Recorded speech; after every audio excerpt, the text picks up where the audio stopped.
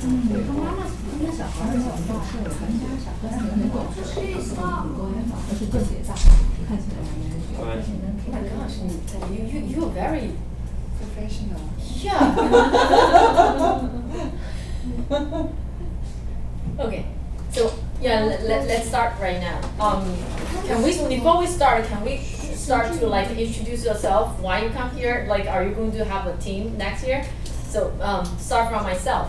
My name is Jenny, and I coached for the FLL competition for like 7 years. Start from when this son is like 9 years old.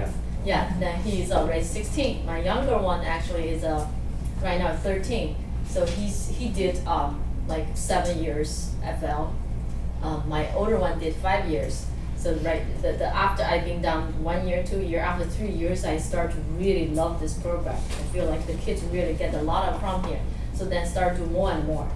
So that's the reason start to have this coach training, because I try to help all the new parents want to become a coach and then know how. Because at the beginning, when I first joined the reason when I first joined the FL is because my older son saw there's one robotic team there present in the science fair. My son said, I want to join in, and they said, sorry, there's no team for you. You have to become a coach. So that's when we start, we kind of have very limited help. We don't know what's exactly what they need. But the good thing is the kids learn faster than us. So after 3 years, we learned all from the kids. So then, yeah. So, okay. So can we start from here? Go through just very quick, like, yeah, what's your plan? Plan to become a coach or something? Yeah. So me? Yeah. My name is Li Qin. I'm here to study, to prepare for the future. My name is Cheryl Liu. I have an 8-year-old son. And another mom organized a team for this season. She asked me if my son's interested. I thought he loves Lego and he loves robots, so I said, okay, yes, we'll join. But I had no clue what it's about. So when I saw a flyer, I said, oh, we need to find out more. So that's why I'm here. Okay. Hi, my name is Yuan, and thank you for giving us this lesson. And I have a 9-year-old daughter, and like 5 kids. We started like a Lego team, and I want to know how to start and what should we do. Thank you so much. My name is Yue Mei, and my older son, 10 years old, he has been here learning the junior class like for 1 semester, and he loves it. And for the older class, unfortunately, you do not have a class here, so we have to stand up for ourselves, for our kids. Just like so, me. Yeah, that's why I come here too. Thanks for giving us a training. Appreciate the time. Hi, my name is Yvonne. I was assistant coach last year. The other I didn't really pay much attention because it was too busy. And unfortunately, the other coach, he's no longer be able to do it this year because his son is like 8th grade. But my son still want to do it, so I don't have a choice. I'm trying to do it myself. So trying to learn. Thank you. My older one is 10, and this is the first time for him to learn this, so I'm just here to support him. Well, my name is Hong Shin. My daughter, she's 14-year-old already, and then maybe not really, fit the program age required, but I think she might be interested in the program. Just want to see how much I can help her. Yeah. Yeah. This is my daughter, Shasha. Please start to introduce yourself. What? Introduce yourself. Why you will be here? Maybe later. Yeah. Hi, this is Joe. I have 2 kids. I've never done it before. See is either I'll coach a team or they can join a team. Okay. My name is Alan. I have like 9 years old. Like 2 years ago, I was a junior FLL coach. Last year I didn't do it, but the kids joined Jenny's team, and now it's like 9 years old. That's the time to start thinking about kind of more. as kind of official competition stuff. So that's why I'm here, and to learn from each other and to know everybody. My name is Manuel, and I have two boys who want to be build a team and want to be together. And so this year we're going to try to become a team and we'll see what we come up with for the future. Hi, my name is Mia. Oh, you scared? I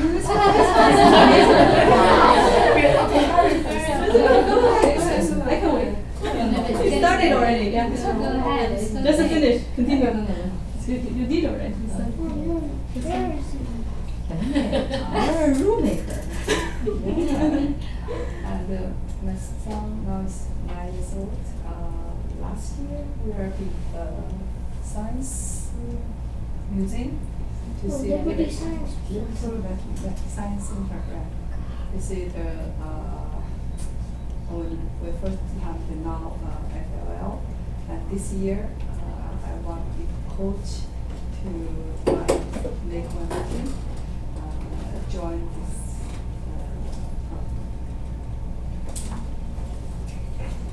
Okay, I'm Helen. I've been 1 year junior FLL coach, 1 year FLL coach, and last year I was so honored to be downgraded to a parent because my son joined that tennis team. We had a great time. This year I'll be together with Mia, so we'll build a team together. So there's always stuff learned from Jenny. Glad to be here. Thank you. Okay, I'm Lan. I have a 11 years old boy. He's already been in the FLL team for 2 years. That's going to be his 3rd year. I'm just joining the team together with a supporter of my son. Yeah, this year actually every year. Oh, Eddie, do you wanna? Oh yeah, I'm Eddie. I've been doing FLL for like 5 years, I think. Yeah, since I was in 4th grade to 9th grade or 8th grade, sorry. And then we started off as a neighborhood team, and then we moved to a school team, and then we came back and like kind of did neighborhood for like another year or so after I left.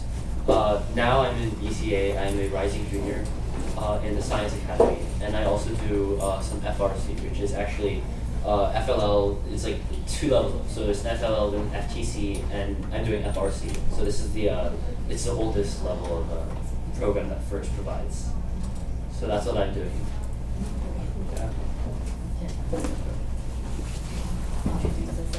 Introduce yourself.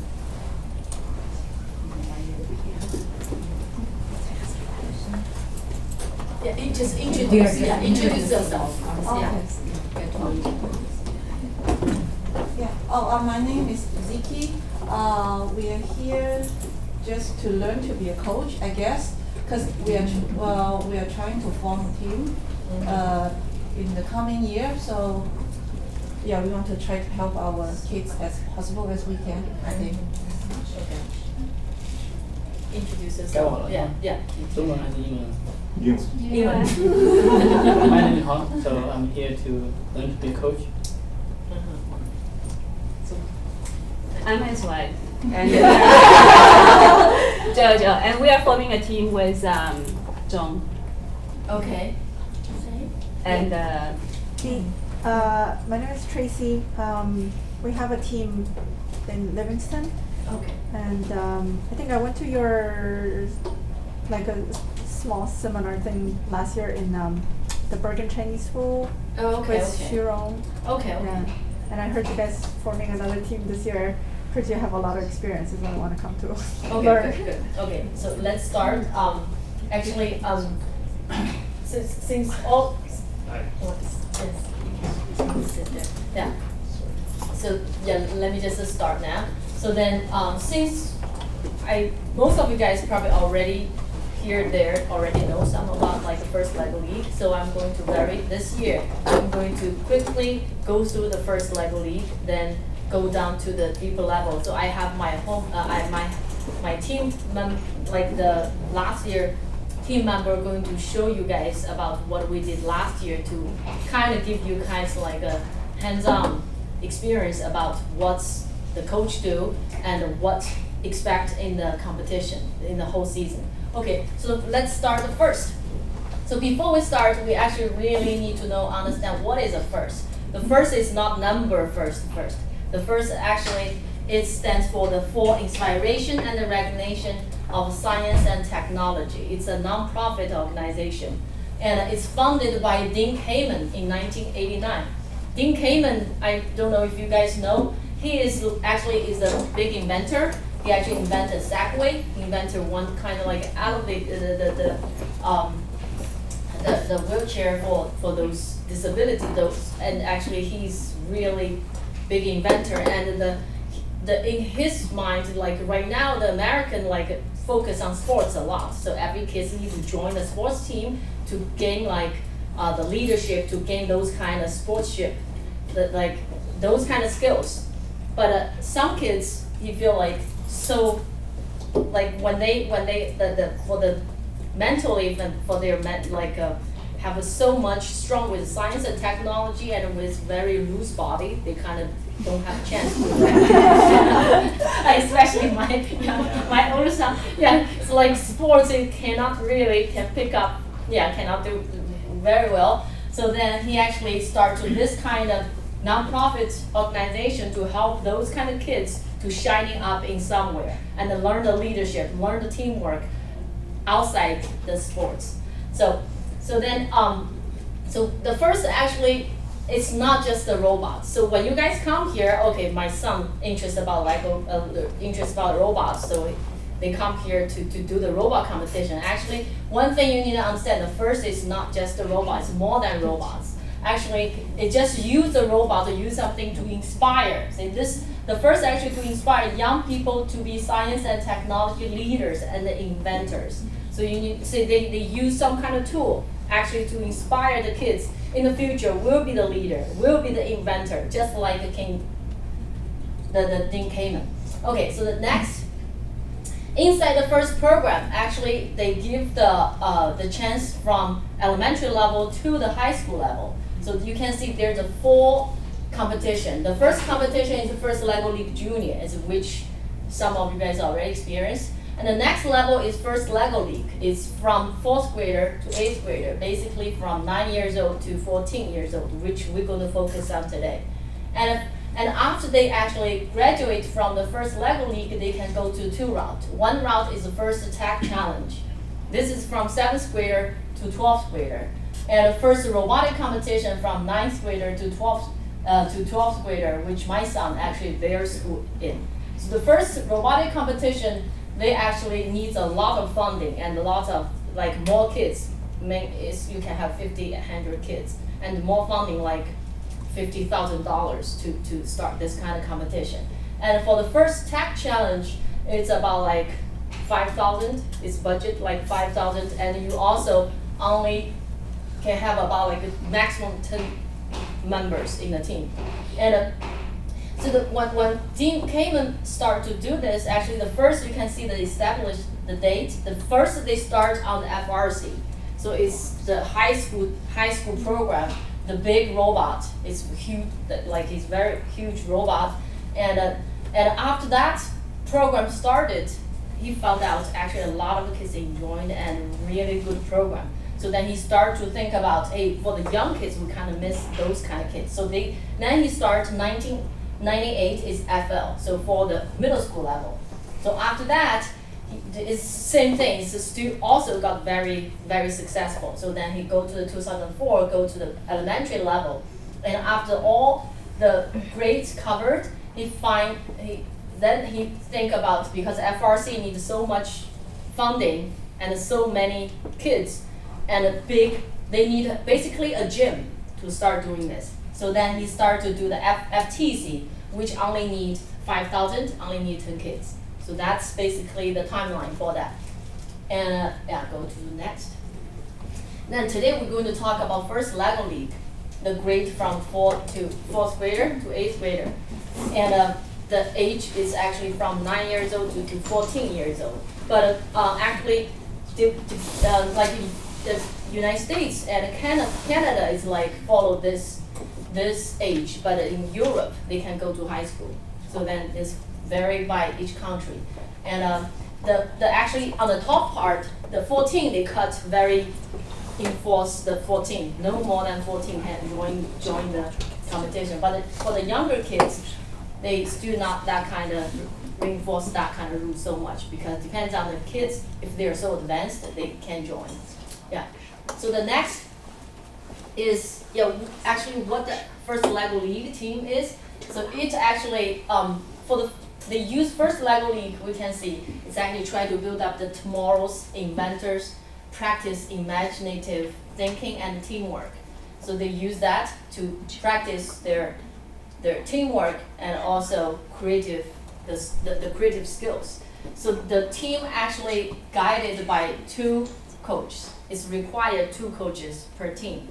So then, of course, you have more adults, it's okay, but required 2. It's actually just added I think 3 years ago. Before it's only need 1 coach.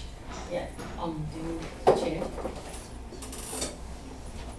And you can up to 10 members. Yeah, you wanna sit there. Yeah. You can picture. Yeah. You actually can have like up to 10 members. So you can have two. Like the minimum is 2 members because a team, and the maximum is 10. And what they do, they actually they research a real world problem and develop a solution. And then they also need to design, build, program a robot, use Lego Mindstorm, which is, I actually take this here. Yeah, this kind of the robot our team built last year. And they compete on the tabletop playing field. Like later on you can see the picture about it. Yeah. So basically they do 2 things. Like the 2 major things is they do the research and they do the project part, and they also do the robot part. So Eddie, the next. Yeah. And every year the FL actually have a different give the challenge different thing. Every year they give different thing. So like this year is hydrodynamic. It's basically about the water source. You guys need to study about water and then find a problem and develop some kind of solution for the problem. And last year is animal allies. Is actually you study the animals and then you find some problem and solve it. Actually, our team actually do you can see I put the project, the display board here. So we do the pet, like the separation anxiety problem for the pet. And the year before, it's a trash track. The trash track, basically you need to study about those, like the garbage, the waste, those you can do the recycling, you can do all kind of stuff. So actually every year, you can see every year, it's like they have a word class, you help somebody learn something. And nature fairies is about like those disaster, how to solve some kind of problem that cause. So every year they use certain like kind of theme, let the kids follow that to learn something about the real world. And after you learn the real world, then you find some kind of problem, then you solve it. So this is actually that's a thing related to the FL. So then for the next chance, So in the FL, I don't know how much the knowledge you have, but FL have 3 parts. The top part is core value, and then you have a robot game and project part. Basically, the project part is the one you study the real world problem, then you solve it. That's for the project. It's more like a science fair. The science fair, you need to do all kinds of like a creative thing and then do things. And a robot game, which you guys see here, you use Lego Mindstorm, build a robot and complete some kind of challenge, some mission.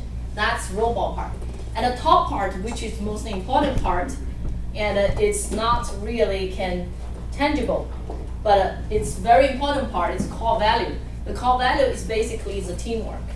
The teamwork is about like how kids work together.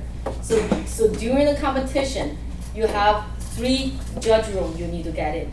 1 judge room is project, the other judge room is robot design, and the 3rd judge room is core value.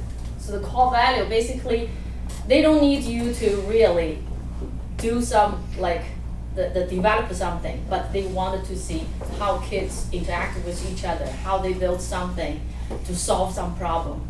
It's actually, this is very challenge, and it's not really, during the competition you need to have something to show, but basically the kids interact with each other, the judge going to see the judge from there.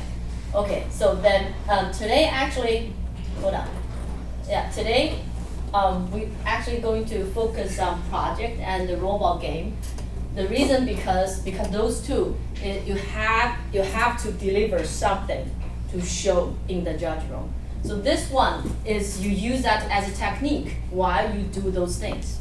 Because you do the work, you all need to call value. Like you need to respect to each other, you need to treat each other good, and then you need to how to like inspire each other, not like encourage somebody.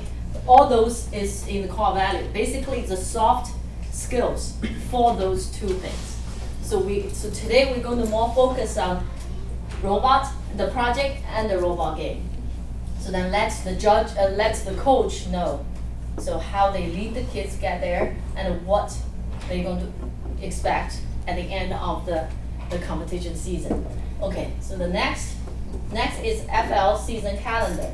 So every year they start like May. It's about like May 11th, the registration. So you can start to register your team very early at the May 11th. You register to your team, and then the team registration actually open from May 11th until the early of the October. So you basically have a 4 months. It's like basically 4 or 5 months to register your team. So and then even they close the registration at the like early October, but depends on how many like the robot game sets they built. If that's run out, so sorry, even you register, you probably don't have your game set. So so then don't wait until the last minute to register your team. You need to register your team because on the August 1st, the challenge, the game set going to start to ship. I think if you what? So for 2018, the registration is already done? No. The registration closed at the early October. Oh. They open from May. You during this whole 5 months you can register at any time. But yeah, so you better to register like before. I would think the later. So right now you have to register. If you decide to have a team, you have to register because they're going to, after you register, they're going to send you the mission game set. So that is like the whole Lego pieces, you need to build it and then make that a mission.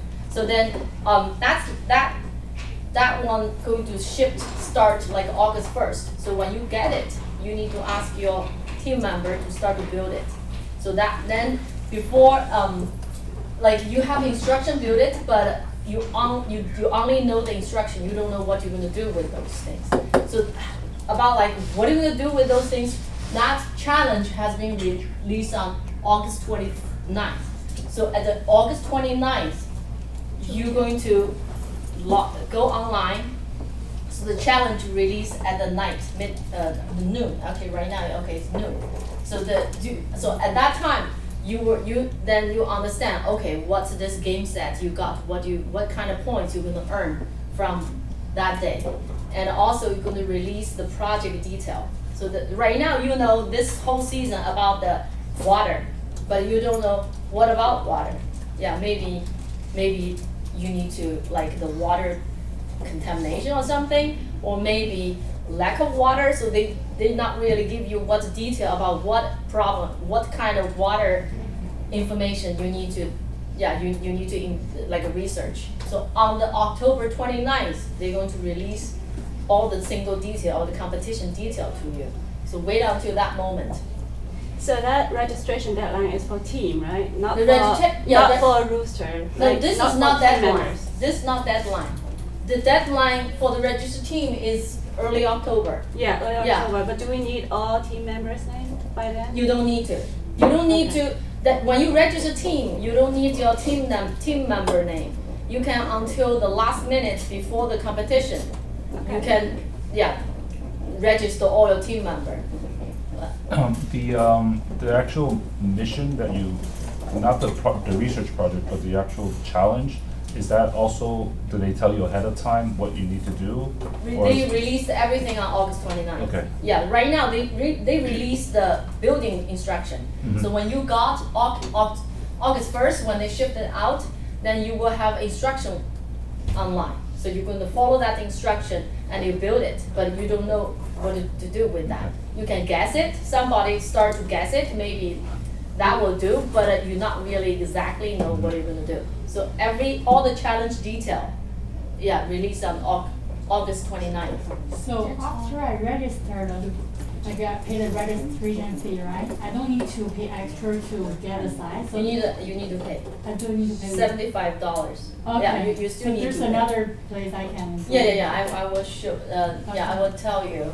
So then, the timeline is August 29th. Usually when the August 29th start to kick out, start release, then you have a kick out the meeting.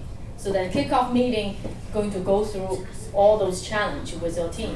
So before this release, your team actually can start to get together, build like a play day. They have fun and build this mission game set, but without the season start. The season actually not start until August 29th. So when the things release, you guys really need to have a first meeting and get together, go through the challenge, go to the detail, and then brainstorm what you guys are going to do for this whole season.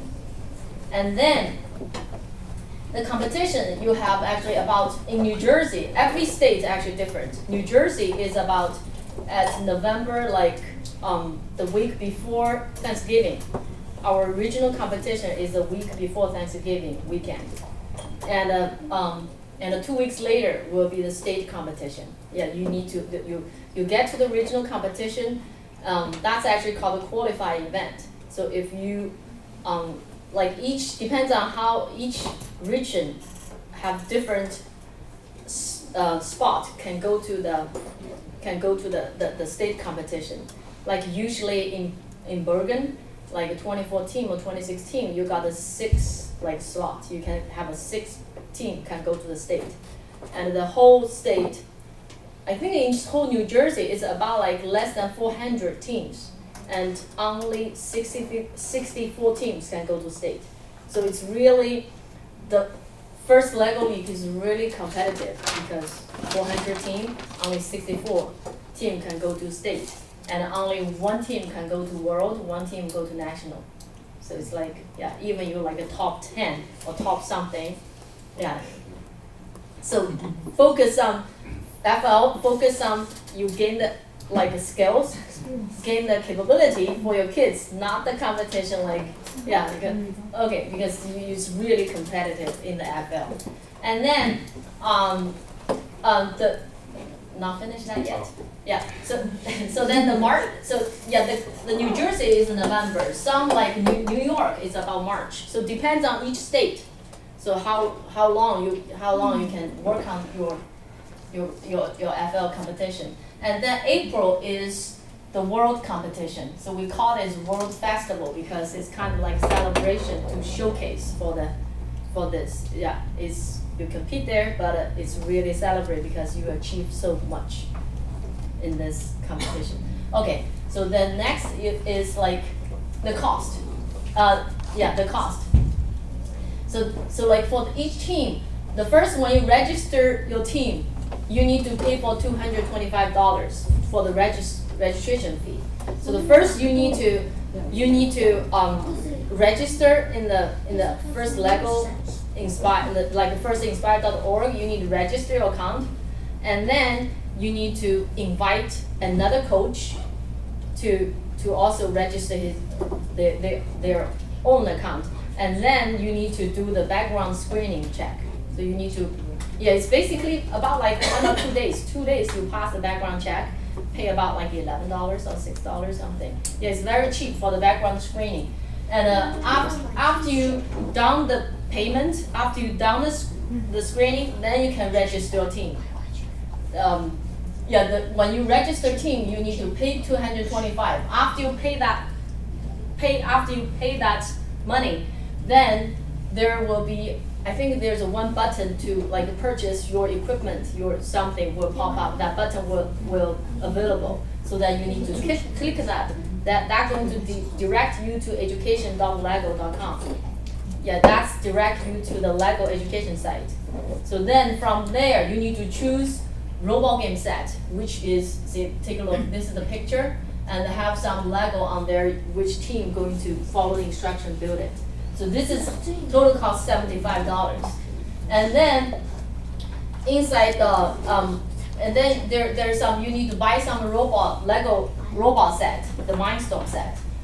Like one set is about like $500, but in that set, I think you only have 2 large motor and 1 color sensor, 1 gyro sensor. So I think you have medium motor, yeah. And then so I suggest you guys buy 1 more large motor, 1 more color sensor, and 1 rechargeable battery, because during the competition you want to have 1 battery all the time good, so you can switch during the competition. So that's like with that 3 things add on, it's about like $650. That's for. But if this is only for 1 set of your competition stuff, the material you need. If you have more kids, like if you have 6 kids, share like 1 set is kind of a little bit, less. If you want more, so then you add on this times. So, but the 1 is minimal. So that's I put only 1 here. And for the competition event, that's actual cost. You can go to multiple events if you want, but only the first competition event, it counts as you qualify, can go to the state or not. You cannot just go to like multiple, which one you got the best, you can go there. No, the first event you go to counts, if you can go to qualify, counts as your qualify events. Other events are just for fun. Yeah, you can go there, gain all experience, but you cannot qualify for state. And also before the competition, there have 1 practice event. You can take your kids, go there, practice about your robot, about the kids, gain some experience. That is called, I think in whole New Jersey, only, I think 3 or 4 practice events, maybe 4. Yeah, before, at our time, it's only 1. Last year, probably, I forgot, it's like a 2. It's a 2 practice place. You can go, it's very hot. So basically, if you want to go to practice event, the spot is very limited. You have to like really just like compete. You have to grab it like at a minute it opens up, then you need to grab at that time. So it's very critical to get that practice event. And also for a competition event, same thing. Because each event only have 24 spots or 26, no more. It's definitely, And if you want to go to close one, like a Bergen County, if Bergen County opened, more than likely, like after 3 days, all spots are gone.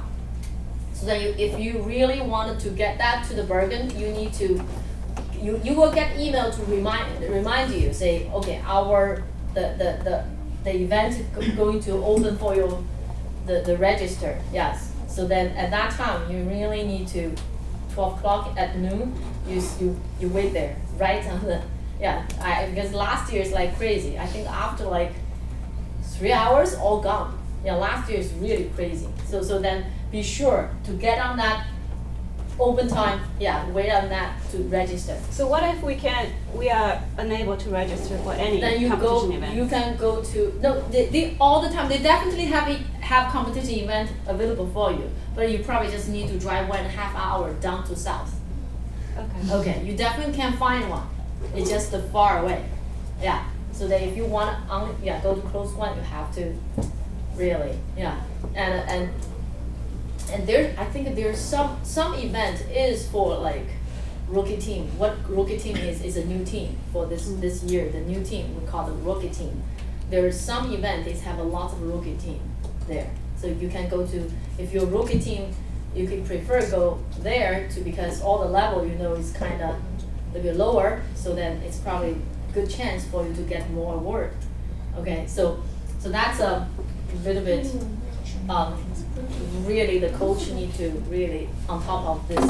So different regions, the competition will be different? Different, yeah. Oh, I guess the Bergen one may be more competitive. Bergen is very competitive. Yeah, it's better go down south. Yeah, Bergen is. Yeah.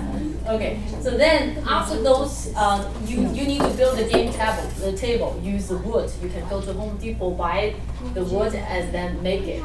It's about like $100 cost. And the next is the project suppliers. For example, you need to buy you need to buy those display board, and you also need to buy something. Like if you want to make some kind of model out, you need to buy those kind of resources. So about like, yeah, I put the 100, depends on how many you want. And the last one is the team identity. It's like the team has to required to have a team name, and the team required to have like a team logo, but the team not required to have a team T-shirt. But you go their competition, you will see every team have their the T-shirt, right? This is kind of like, this is also like let the kids to know, to kind of experience about the marketing skills, those kind of sales, those kind of things. Good for the team to have that. So you need to design your team T-shirt, design your team logo, and print it out. Everyone wear it. They feel very proud for the team. The team, yeah. So I put like $150. So basically, this is overall counts like 1,500. So for the rookie team, what do we do? You don't want, because the rookie team, no, really not too many. So like you already have so much need to learn. So put this as I usually just divide by the parents, divide by not the parent, divide by the kids. How many kids? And then at the beginning you get that money, and then but you need to like record all the expense you did for the whole year, for the whole like 3 or 4 months, and at the end you divide and then make some adjustment for the payment. Yeah, so that's the team cost. But for the team who has experience, who already have like several years, like for our team, I think it's we start a second year or third year. We start with the fundraise. So the FL actually give you capability to do a lot of things extra if you think it's necessary to practice kids the experience, like they gain some kind of capability. So I think after 2 years, we start to let the kids to do the fundraise, to write a business letter. So each kids need to write a business letter to 3 or 4 companies. They can go to ice cream shop, they can go to parents' company. So they need to write. We actually give the template about like we teach kids how to write the business, the proposal, those kind of things. So then the kids actually go there, get funding from the companies instead of from their parents' pocket. So this is actually very good experience for the kids. Yeah, but rookie team, you can wait until later. And also, you can let the kids go out of the town to ask go through the store. You can go to whatever, like a car wash, whatever you can think about, you can let kids to get the funding. That's when you get more experience, you can do it. Okay, the next one. Okay, so this is actually, I put the sheet. This sheet actually is on the Lego, the firstinspire.org, and I just highlight what I think is necessary to buy. So the first you can see that's a team registration you need to spend, and the first Lego league, first Lego league, the set, that's a game set, actually the challenge set, $75. You need to have that. And then in the Lego education set, they have a bundle. They have this first Lego league EV3 robot bundle. Inside the bundle, you already have 3 items in that one bundle. So this one, this is one thing. One thing includes 3 things. So you still need to buy 1 color sensor, one large server motor, and then one rechargeable battery. So those I feel like is necessary for you guys, for the rookie team to have. And yeah, of course, if you want more, you can get more. If you only need one color sensor, you don't need to buy because that one already included inside here. You just because when you the first rookie team, don't think about too much. One color sensor probably already okay. Yeah, but if after you do years by years more, because you know the follow line with 2 color sensor will be more like stable and more the speed wise and also the accuracy better. So actually for us, because we did so many years, you can see how many color sensor. Yeah, we did this. We did only 2. I think the year before last, 3. We have 3 color sensors. See, 1, 2, 3. Because the mat, you will see the mat. You can use a color sensor to detect where your robot is. So use those 3 color sensor, and so the more experience you gain, your coding will be more complex, and the more sensor you're going to depend on, and the more accurate your robot is going to go. So okay, so next for team participants, like the who can inside that team, you at least you know there's 2 coaches, right? There's 2 coaches, and you have more than one mentor, or you do not need to have a mentor, but the FL, the whole first program is mentor-based program. Why we need a mentor? Because kids need to learn more skills. The mentor's capability is teach the kids some skills. Because as a coach, you cannot have everything the kids need. Like for example, there's some people say, hey, I'm not the technical guy. I don't know about software. How can I coach the team? Yes, you can, because you don't need to have all those. But you can find a mentor. For example, some software engineer from other company, you can ask them can you come to help for our team for one time or something? So those counts as mentor. The first actually have a lot of like volunteer. I think more than like 30,000 volunteer for the first, the nonprofit. So mentor play big role inside the first. So you better to have a mentor to teach the kids some kind of skill. And then you have team parent and guardians. Did I type wrong? Yeah, that's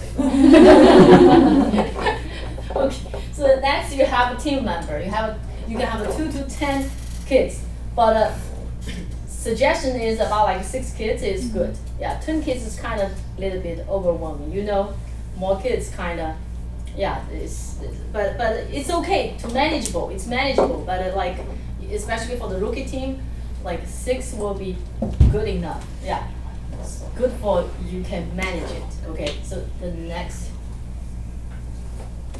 Okay, now we're going to go to the coaching period. So the first day is about the general, about what is first and what is the first FL is about. So the next.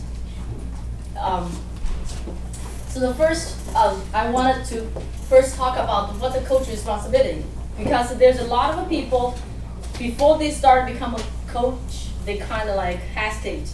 Like when I start, because we know nothing, and me and my husband are all software engineers, so like, okay, it's okay, because we have all the technical ground. So yeah, so that, so we did not even think too much. And then actually, when I ask people to do it, but more and more people start to have, hey, yeah, I'm not a software engineer. How can I manage?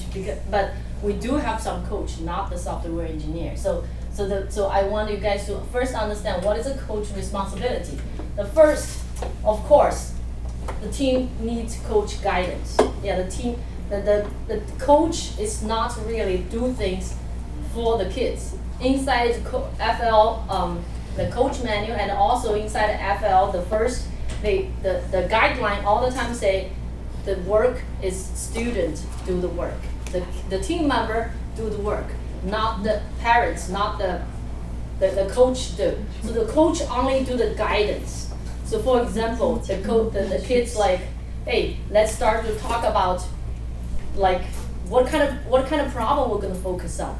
So the coach usually asks a question about what, how, yeah, like how to make it better. Like, okay, any kind of idea, think about what kind of problem you have for the water. So then the kids actually, when you become a coach, you will be amazed. Those kids will have some idea pop up. So when the kids have some idea pop up, you kind of guide through to go to deeper and deeper. Yeah, tell us who have this kind of problem. Okay, you said the problem. So who had this kind of problem? Okay, so then do you think anybody how to solve this kind of problem? Is there any kind of current thing to solve? And how big this problem? So like the coach basically is guided to guide the kids go to the deeper.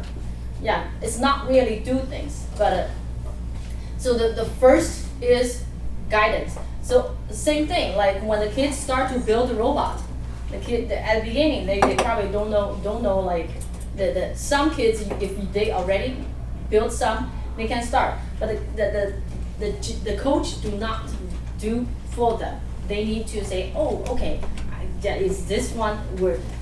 For example, my team actually did like several version about the robot, several version about this. So all the time I would say, oh, so when they give me the robots, like I will check to say, oh, is this like a doable? Is there can we make it better to be very solid, not like a band? You kind of like question them and let them to get it better work. So that's all the guidance. You don't do the work, but if they really don't know how to do it, then you need to probably find a help like mentor to teach. Or if you know, you can teach them, but don't just tell them how. You can teach them about knowledge. After they grab this knowledge, they do it, but they don't do it for them.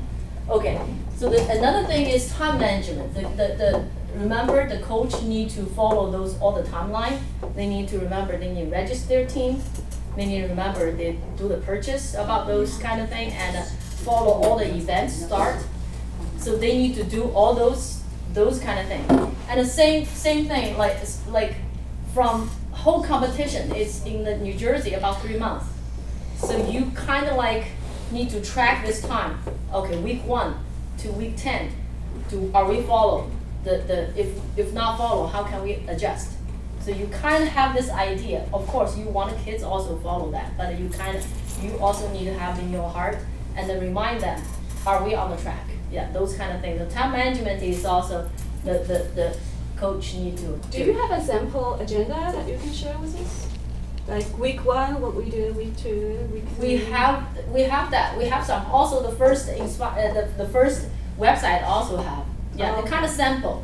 And when our team going to go through that, you will see they also have some kind of sample there. Okay. And then next is organize the team meetings. Of course, the coach need to organize the team meeting. And then next is a plan a team event, which I said, yeah, you need to go to what kind of events you want to do. Yeah, maybe do some more events like like outreach to go to the school. The team can go to school, present there. The team can go to the company to show what they do. So all the events you need to plan it out. But if you need to like really do for them, we can see that later. And the safety guard, the coach definitely need to educate the kids about safety rules. The first right now reinforce a lot about safety, a lot of reason. Also about like I think they have a rule about like you cannot have one coach with one kids in the room. At least need to have maybe two adults with kids or one adult with two. Like just like anything, if one adult with one kids in the room is not allowed. It's a lot of like safety concern. And another thing, like the team also have a lot of like if they need to do something, they need to cut something, they need to do the coach. At this time, I think the coach need to handle the cut. They can tell you how to cut, but for the safety concern, you need to do those this kind of thing. Yeah, and last one is you have to become a great role model for them, because during the competition, the first that we have a core value. Yeah, there's a lot of like the how to do the gracious professionalism, how to show the professional thing to the kids, you need to model that. Like for two kids like a fight, the team have conflict, how you demo, not like a panic, not like screaming to the kids, you have to be good model for them. Okay, so this is the coach responsibility. So if you don't have certain like skills, don't worry, you can get something. Yeah, so just if you have a heart willing to help those kids grow, just do it. Yeah, because anything else we can find from somewhere. Okay, the next is where to find those help. So like because you're a coach, you don't have everything, like all the skills. So first we said the FL have a lot of mentor program. Like you need to really get mentors. So the first, you can find like a team relatives. For example, okay, if I'm not the software engineer, if maybe the other kids' parents, they are, so they can come to show, like if the kids got a technical problem, they can teach them a bit things about that. And or you can go to professional in your area. So there, because right now the first is really huge. Right now that like a lot of companies sponsor the first. A lot of universities sponsor the first. So for example, the Bloomberg, my friends actually work for Bloomberg. They give a lot of funding to the first. And they also, right? Nice. Yeah, they even have like the training program for the first. So they, for like FRC, they actually have the like during the weekend, their company open for those kids. They actually ask the kids come here. And so those, a lot of, see also like Johnson, they have a lot of funding for those first team. So no worry, just like you can talk to the professionals to find if they have some like people can help you to coach. Yeah, they actually they give their employee, I think, a volunteer hour if you go to do those coaching, and they actually give them those kind of money. They even donate those money to first. Yeah, if you coach the 1 hour, they donate how much. So they have, a lot of companies have this program. So don't worry, if you try to find it, just go find it where. And also other first teams. In the first, because we have a core value, so they require a team to help each other. For example, their FRC team have to like to some kind of mentor some young team.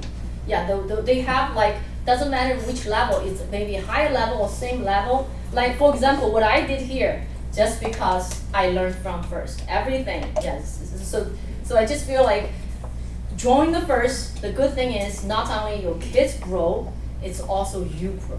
Like as a parent, I actually learned this 7 years.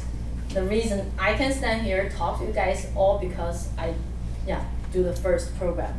So then ask any kind of first teams. So if you guys in the future like have something, not maybe technical difficulty or something, ask me. I definitely can take our team member, the like already graduate, they can go to help solve, like give you some kind of lend hand for you guys. So the mentor, so if you get help from a mentor, also you can get help from the team parents. So I suggest before you guys start, you better have a meeting with your parents, because each parent, they can do some support for your team. Say for example, like a game table. I believe probably rookie team, you don't have a game table right now, you know, right? Okay, good. See for us, we already built tons. Like in this 7 years, we've built at least like 15, 20. Because there's a lot of the team come to us say how to build it. So I lend my husband to go to help each of the team do that. Yeah, so the team parents also can do that. They can go buy it to build the game table, and also they can lead in the team building activity. For example, if you want to have some kind of what's called a team building activity, it's like this is also for the core value. For example, the team need to together solve something. You want a team like you give them the challenge, not really like robots, not really regarding the project. You can give whatever the challenge. For example, you give them the newspaper, say, hey, can you use this, build something like useful, like something, maybe a flower, a building or something. Those kind of challenge, it's kind of team building. You want a team how to interact with each other. So this kind of, you can have team parents help and say, hey, next week, you're going to come up, for example, you're my team parents, you will say, hey, next week, could you come up some like activity, let the whole team member do that game, like 10 minutes, that's it, that's enough. You can have that kind of, the team parents can join help, that kind of thing. And also, plan the field trips, because during the FL, the competition, you have to, not required, but it's really good for kids to learn from the first-hand information. So they go to field trip. For example, when we go to Body Forward, we went to the Valley Hospital. It's actually our team parents, who is a doctor in the Valley Hospital. He organized this with the Valley Hospital, so our team go visit the Valley Hospital. The doctor taught them. Actually, I think one other team member actually find a neurologist come to teach the kids about the 1 hour lesson about neurology to my team. And also, like when we do the food factor, that year, one of our parents actually know about the veggie burger factory. So actually, we bring the whole team to that factory, did the field trip. So they learned about all those very interesting things. And so those team parents can help. So they can plan the field trip. You just send a request, say, hey, who has connection? We can go to, but when you choose a field trip, you need to, that is related to a project. Not just, okay, we just go to any kind of field trip. No, related to a project. So ask parents if they have connections or anywhere we can go. So the parents can help for this. And also providing place for the team to meet. Sometimes the coach house is not big enough, or somewhere, or you guys can take turn. So that all that they can do. And the make arrangement for the travel plan, the travel arrangement. And then lastly, planning the snack, because the kids, they're kids. Kids have to eat, like have fun. Yeah, there's a middle school club. I ask why do you join the club, the middle school? Because they have a cookie there. So then, you have to have a snack for each team meeting. Yeah, so then the team parents actually need to have kind of like, organize this whole thing. Who's going to sending the snack, which meeting. So this, actually the team parents can do more. So this, I just list a bunch of things they can help. So you can ask them to help those. Okay. The next, what the team coach time commitment? I think most of you guys probably already really want to go there, but it still give you kind of idea. The rookie team, usually what we did the first year, we meet one time and 2 hours that time. Yeah, 2 hours per time. So we have a 1 hour focus on project, 1 hour focus on the robot. So that's our first year. So one time, 2 hours. And then second year, because we go to the competition, we say, oh my gosh, they do much better than this. second year, so we need to put more effort. Okay, 2 times. So 2 times. So one time during the week, 2 hours, and the other time is during the weekend, 2 hours. So then second year, 4 hours. Yeah. So then when we go to competition, of course, doing better than last year. And then you say, oh my gosh, they did even better. So then start the second year, so that start third year, we kind of put 6 hours per week. Like the first, we do the Saturday 3 hours and the Sunday 3 hours. So until, any questions? Hi, Clarice. Okay. Bathroom? What? Bathroom? Oh, how to get inside? So then we basically after 3 years we did about 6 hours per week. You have, but for suggestion the rookie team, if you do 2 hours, good. If you can do 4 hours, that's even better. If you can do 4 hours, 4 hours 2 hours, one time, 2 times per week, that would be very, very good, yeah. And the reason why we put more time, because we see the kids grow. We really can see after the 1 year, you see their presentation skills, you see their whatever, everything, they different. So that's the reason I want to put more time. And then after like 3 years, 4 years, if you do anything, this is a suggestion for everything. If you do one thing, like you try to stay on for 3 years at least. Do even any sports, any piano. Try to hang on there 3 years. You can see after 3 years, you can see your kids really different. Yeah, the first year, little, but 3 years is one big jump. So anything, hold on for 3 years, okay. So for the meeting place, what you require the internet access because you will do a lot of like research. And you need to big enough to hold the computers with the kids. And also you need to have a 4x8, the robot game table. So you basically need about like 10 by 10. Yeah, it's kind of like the space. So when you guys plan the team meeting, think about that thing. And a robot game table, if you don't know how to build, there's they have one instruction on the website. So that is for the robot game table. And if you need help, let me know. We have tons of experience. Yeah. Okay, next. Okay. So to recruit the team member, even I know a lot of you guys already have a team member in their mind, and maybe they're friends, maybe something. But I still wanted to really to let you guys go through that. So like think about like when you do the team. If you say anything before the team starts meeting, before the team meeting, before the season, you kind of have smooth season. Okay, so then have this in your mind. So the first, you have a team member. You not really only need one kind of person. You need all kind of person. So you need people, the kids who are good at engineer. You need kids know some love like programming, even they don't know how, but they love to do it. And you know people who good at writing, because in the future you guys going to do the presentation. You guys need to document all the stuff. So you need to have the kids really good at writing, so then to make the presentation super.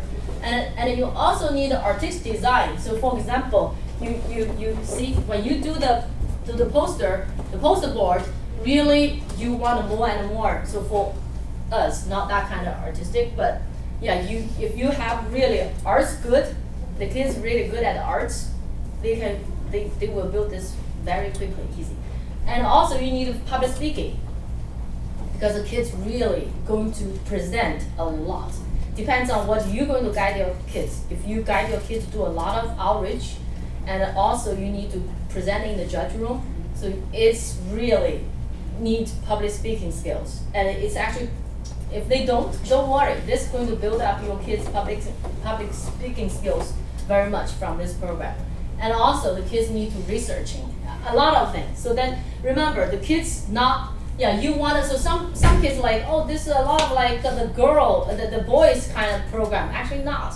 If your girls can do those kind of things, it's actually they were enjoying to do the drawing, to do all those kind of things. So if your team have a girl, that's good.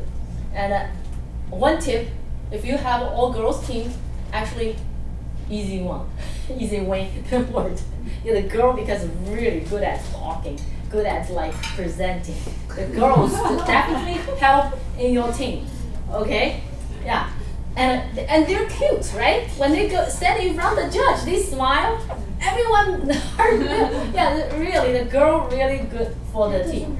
Okay.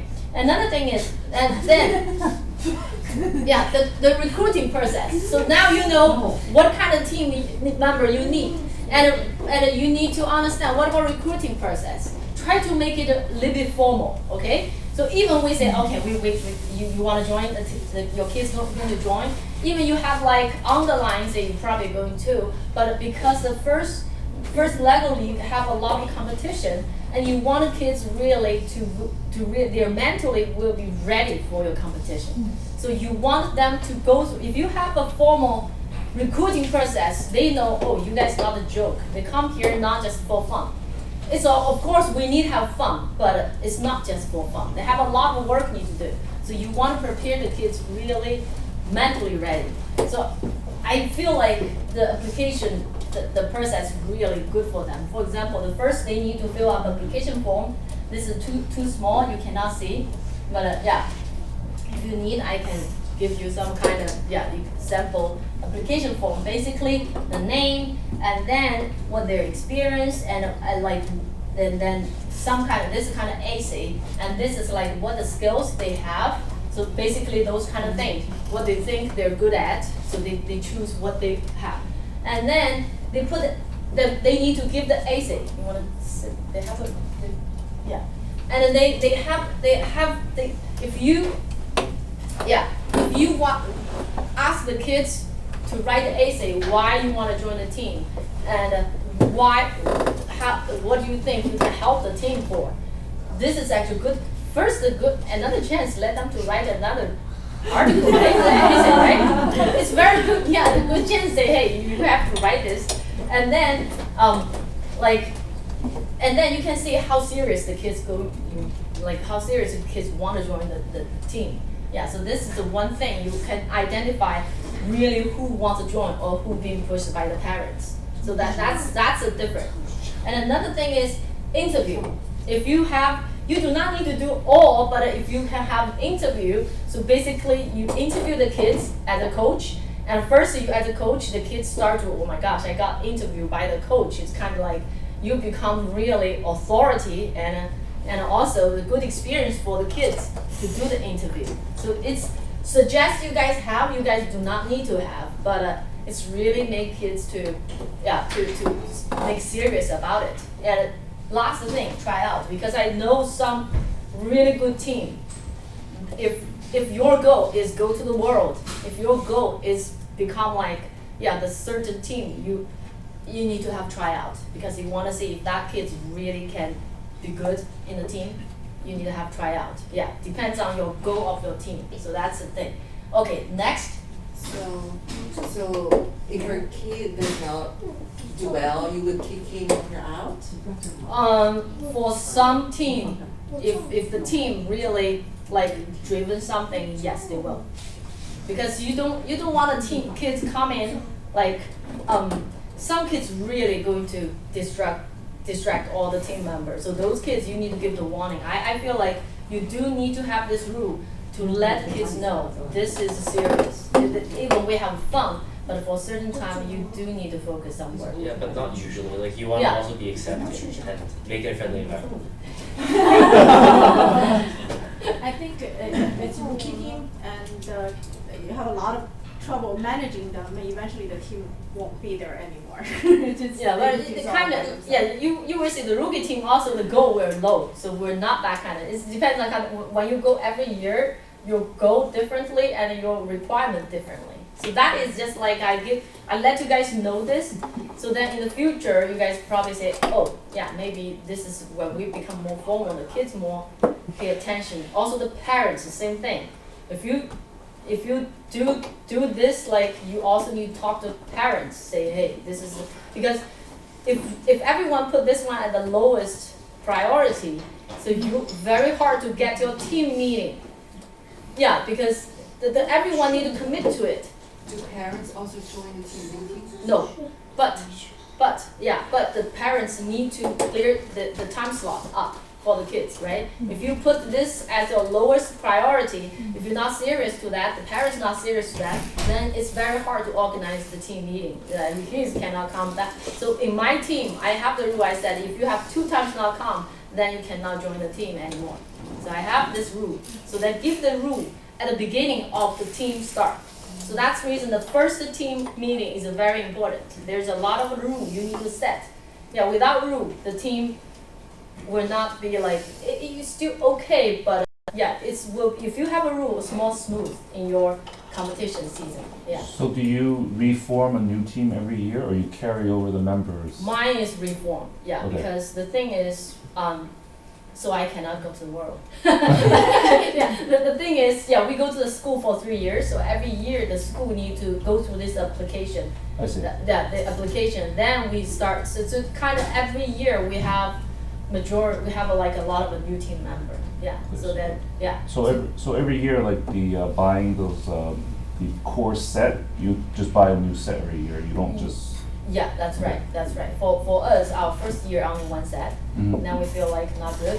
So we actually, since we start very like 7 years ago, at that time not many Asian, not many Chinese team at all. Yeah, I think in this area only our team and the one Livingston The old girls, the 5 exit? 5 exits, yes, there's one. Actually, I met one with the Landroy. Oh, Landroy, yeah. At that time, I only saw that three Chinese team when I joined the team, yeah. So right now it's like more and more. So okay, so every year we acquire one more set. So the first year 1, second year 2, third year we have a 3. So we have a 16 member, 3 set. So 2 share 1 is perfect. Yeah, I feel like that is very good. 2 share 1 because you need the teamwork, and you can if you have a 3 share 1, and there's 1 all the time, like it's kind of a little bit loose. So they start to play around. Yeah, so it's kind of yeah. Okay, so the next, team organization. The team organization is you manage a team. The team, you want how to manage a team. You want a team like how to function, especially like when you need the team make decision. How can you make your team decision? Because as a coach, you cannot make team decision. Your team should make team decision. So the first, you can start at like a sports team. Like sports, you have a 1 captain, you have all the sports, the team members. So that when the team member have some like conflict, some kind of like the thing you can decide. So the team captain will be the power to make the judgment, to make decision. Or you can make the company, as a company, like you have a CEO, they have a board member, and then majority with the CEO make competition and they make decision. But when the team member start to think he's like you have board member to think he's actually all the time make a wrong decision. So vote, you can change the CEO. So you can do those kind of team structure, or you can have an equal team member, like an equal. So everyone have power. So then they just based on their vote, their debate to each other, then come up. Yeah, and next, like you can have a focus group. Like for example, we have a project, we have a robot, right? In the competition, you have project part, you have robot part. So in our team, like after 3 or 4 years, and we start to have focus group. So then, because in 3 months, you need to build everything in 3 months. It's very tough. It's really tough. It's like you need to build your like innovation. You also need to build this whole robot. It's really tough. So we want the kids to focus on their own thing. So we start to have project team. We start to have robot team. So they still do the fundamental thing. They still do together for something, but they actually split the certain time. They split it up and do their own thing and do their own judgment to make decision. And then later on, they just update to each other. And so like inside the robot game team, you can start with a building team. You can have a programming team. But for our team, we usually have 1 builder, one programmer bind together, like the 2 as a pair. Okay, next will be the job role. So inside the team, you're going to kind of give the different team member different job. So one can become, for example, you can give the project, have a project manager. The project manager basically they need to follow the timeline. So then they can say, okay, are we follow the track? Like, are we do this? So you can have project manager, you can have webmaster. If you have your own website, you can do that. You can have like the blog. So there are a lot of things your team can do, and you can have like even you can have photographer. Like during the meeting, you can have 1 kid so take picture, or the parents can take picture, and they can upload to their team website. And also remember you have all the poster need to do. So you have to have all the picture here. So yeah. So this is about like a team organization. Like which kind of the structure is better for your team. It depends on your team, and also depends on all the team experience. Like for our team, our first year is like everyone work on everything because nobody knows anything. Yeah. So then everyone work on the same thing, and we all the time we mostly use the equal team member. And after like 2-3 years, like when we go to the middle school, and we have my son and the other one is have more experience than the other one is all new team member come. So we start to have 2 teams, and then we have the team captain. So then the captain basically need to make decision, also help other kids to learn the skills, learn those programming, those kind of things. So it depends on what's your team's experience. And after 3 or 4 years, we start to have those focus teams. Yeah. So then it depends on your experience and your like the kids inside your team and your goal about your about your FL season. So you can give different team structure. Next. So next, the first team meeting. So I say the first team meeting is very important. The first team meeting. They have a lot of things need to cover. For something, you do not need to put it here, but majority thing is like in here. The reason I put in here because to help you guys, since you guys are a rookie team. So I want you guys to know what you guys get to, so not feel frustrated before you start your first team, the team meeting.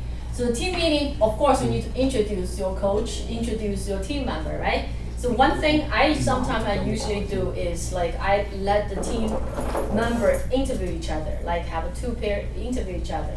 It's kind of like a team building game put inside too. So you like let one kids introduce the other kids. So then kind of like practice their interview skill, practice their presentation skill, same. Yeah, so that there's you can have different kind of way to do the introduce your team. Then next, you're going to introduce them first Lego League because they don't know what is. They come here like, I just know the Lego. You guys are going to play Lego, right? So you need to tell them what is the first Lego League. They're about like 3 video. You guys can take a look. You can let the kids watch those video on the first website. So you can watch those videos there to introduce what is first Lego League. And then you need to, this is very important, set up the team goal for this season. So you have to, so what's your this year goal? Yeah, right? So this year goal, your goal is what? Just to gain some like capability, some skills, you learn some skills.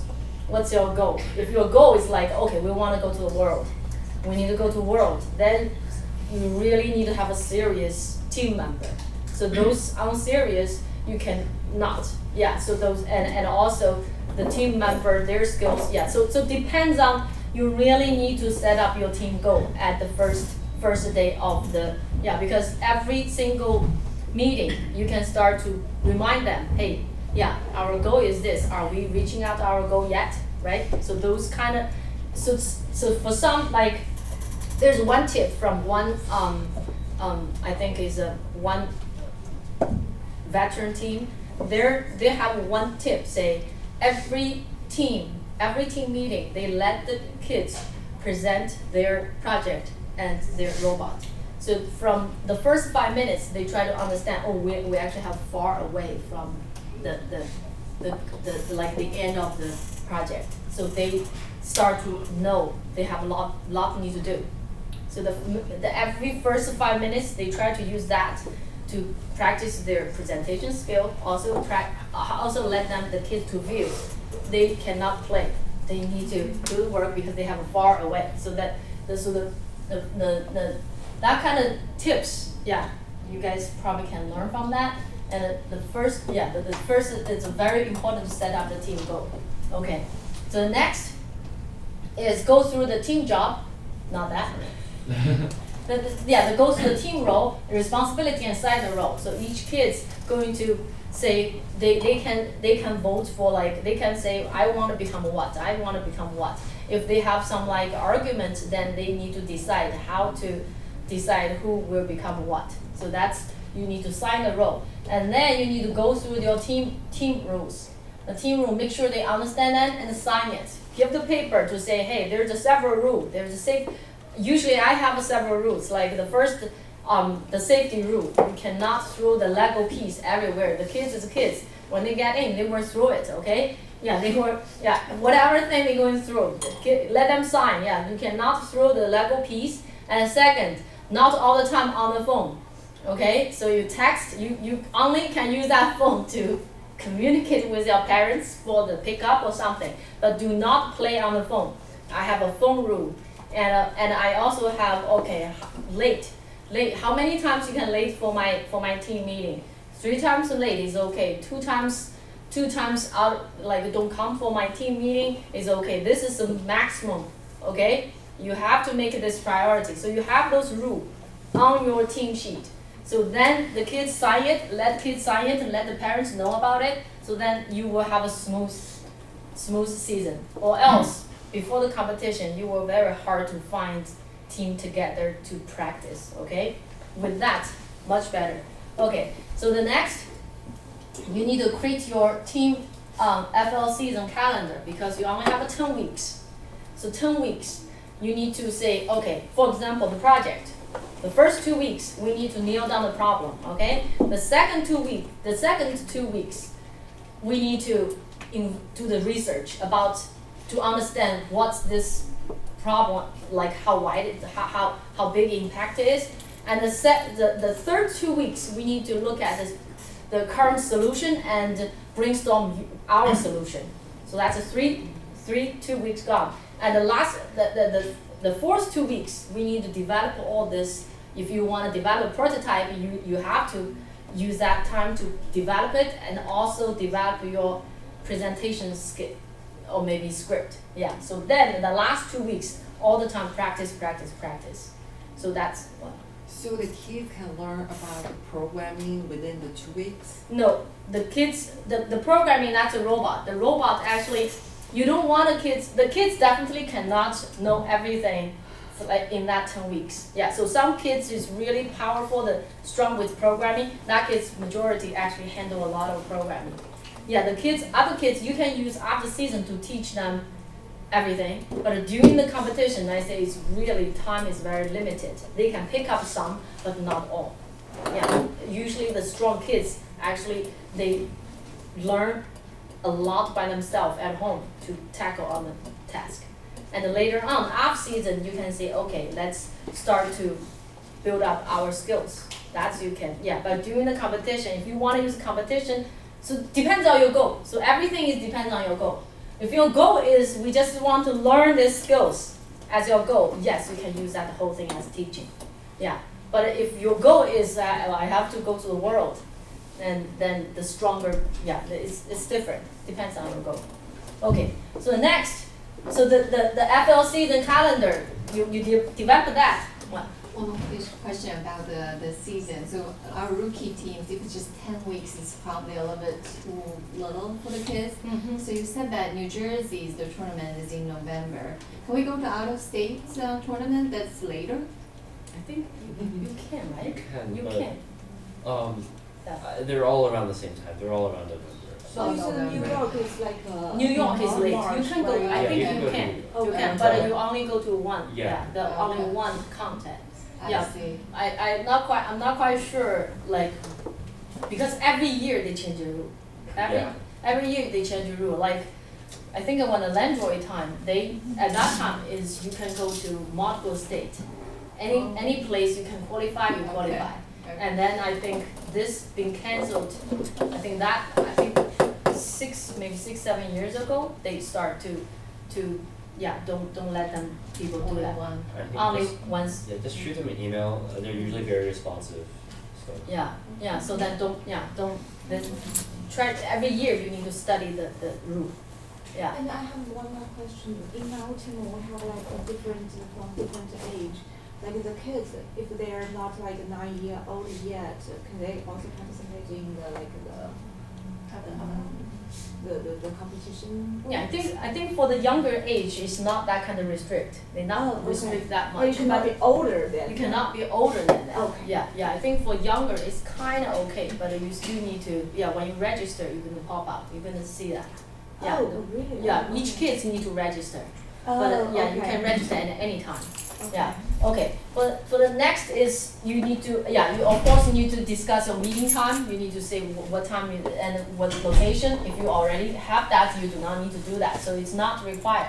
And you need to brainstorm your team name and the logo. So you probably cannot do decide at that time yet, but you can assign them assignment.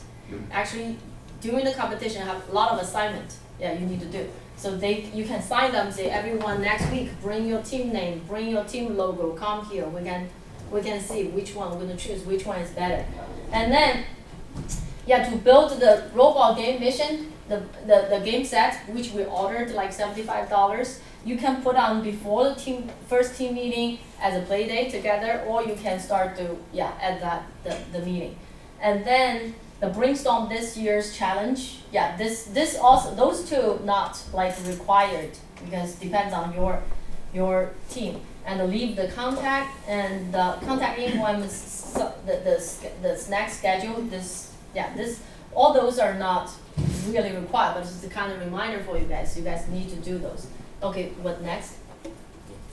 Okay, now we'll go to I'm done the basic information about the coaching, and now I'll give you the detail about what the project you guys maybe later on for your whole team going to see is very important. Now after that, we're going to go on the robot. We're probably going to run out of time. Do you guys have more? Can have more time here? Yeah, or, of course. Okay, so because those two, I think you guys need to. Yeah, this is very important. Okay.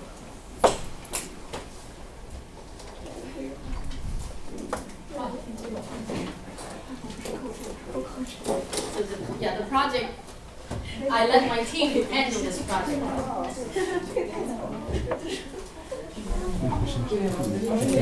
Stretches.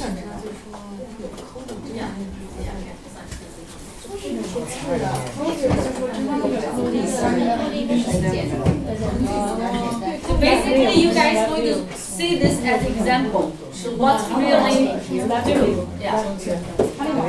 So you can imagine what you can do in this They can't see this really. Yeah.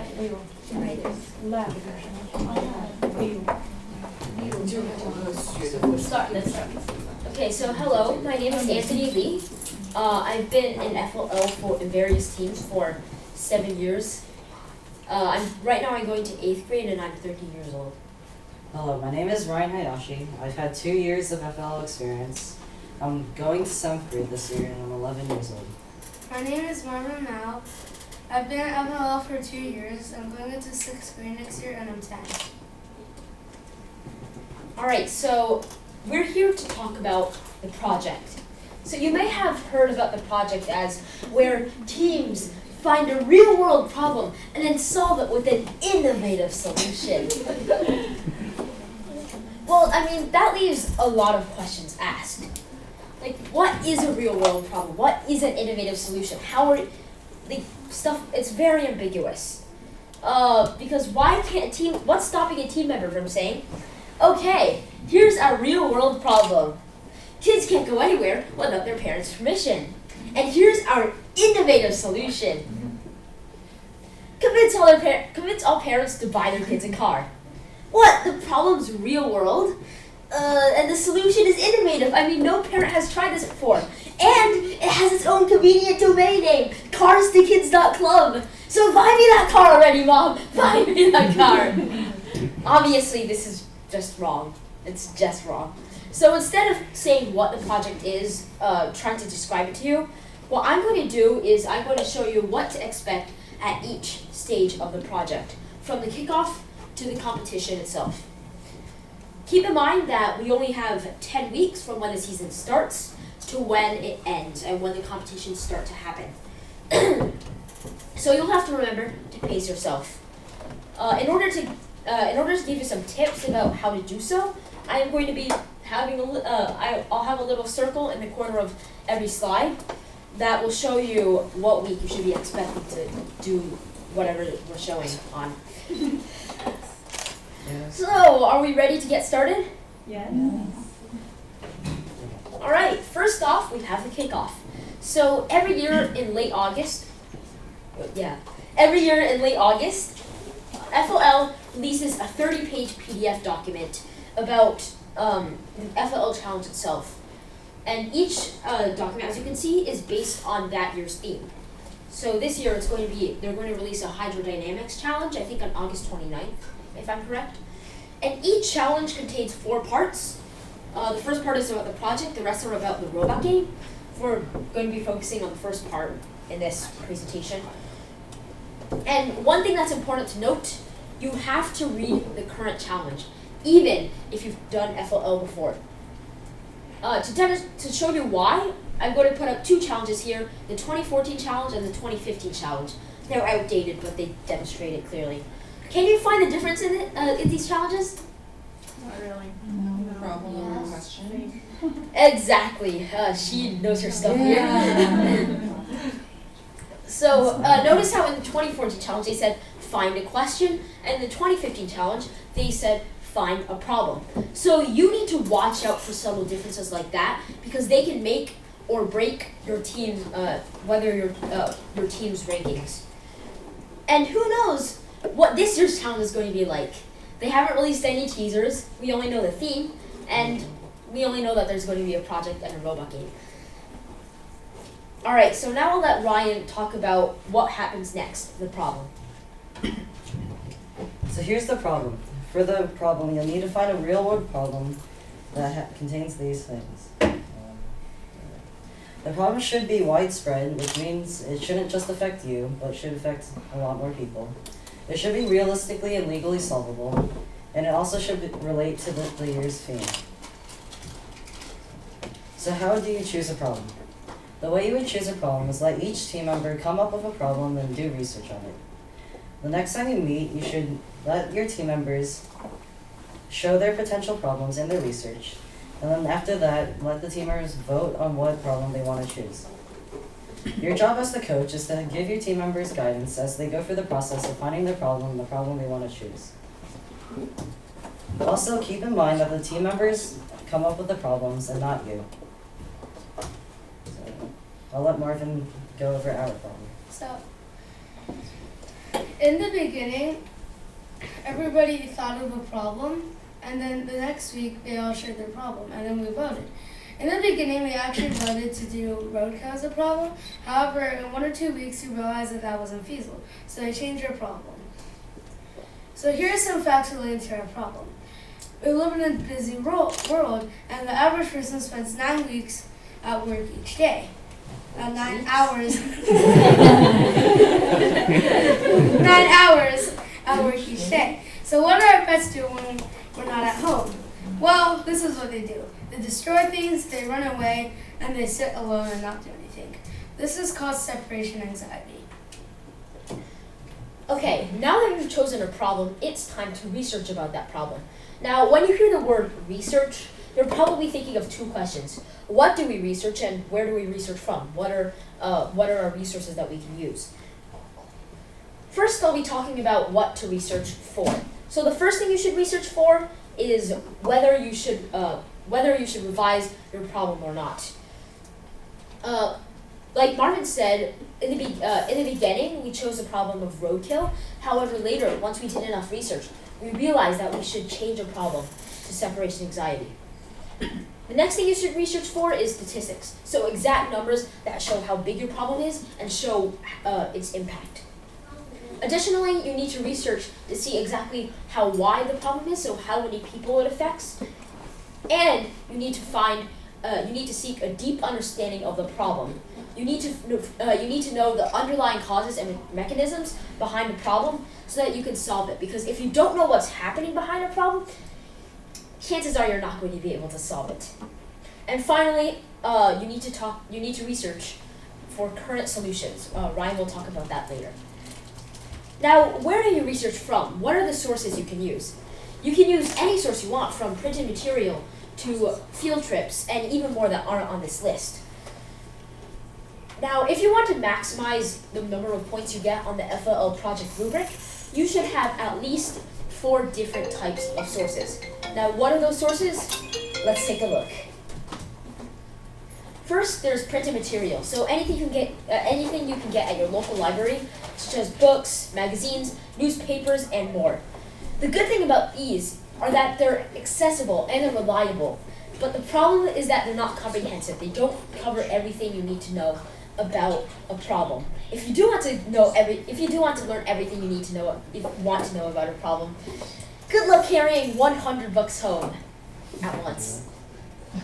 Good luck. Next up, online resources. So anything from websites, videos, to PDFs, and even more. The good thing about these are that they're accessible, they're easy to use. I mean, who hasn't used Google before? And comprehensive, so they give you everything you need and want to know about a problem. The problem is that they're not necessarily trustworthy. Does anybody remember the problem of fake news? Yes. So you know what I mean. So online resources are very powerful, but if you do use them, make sure you're checking the validity of whatever you're seeing on there. Next up, surveys. You can make surveys and give them to friends, family, neighbors, and just about everybody you can contact. The simpler the survey is, the better, because let's face it, people are too lazy to fill out complicated surveys. You've seen complicated surveys yourself, and you know how it feels when you get those.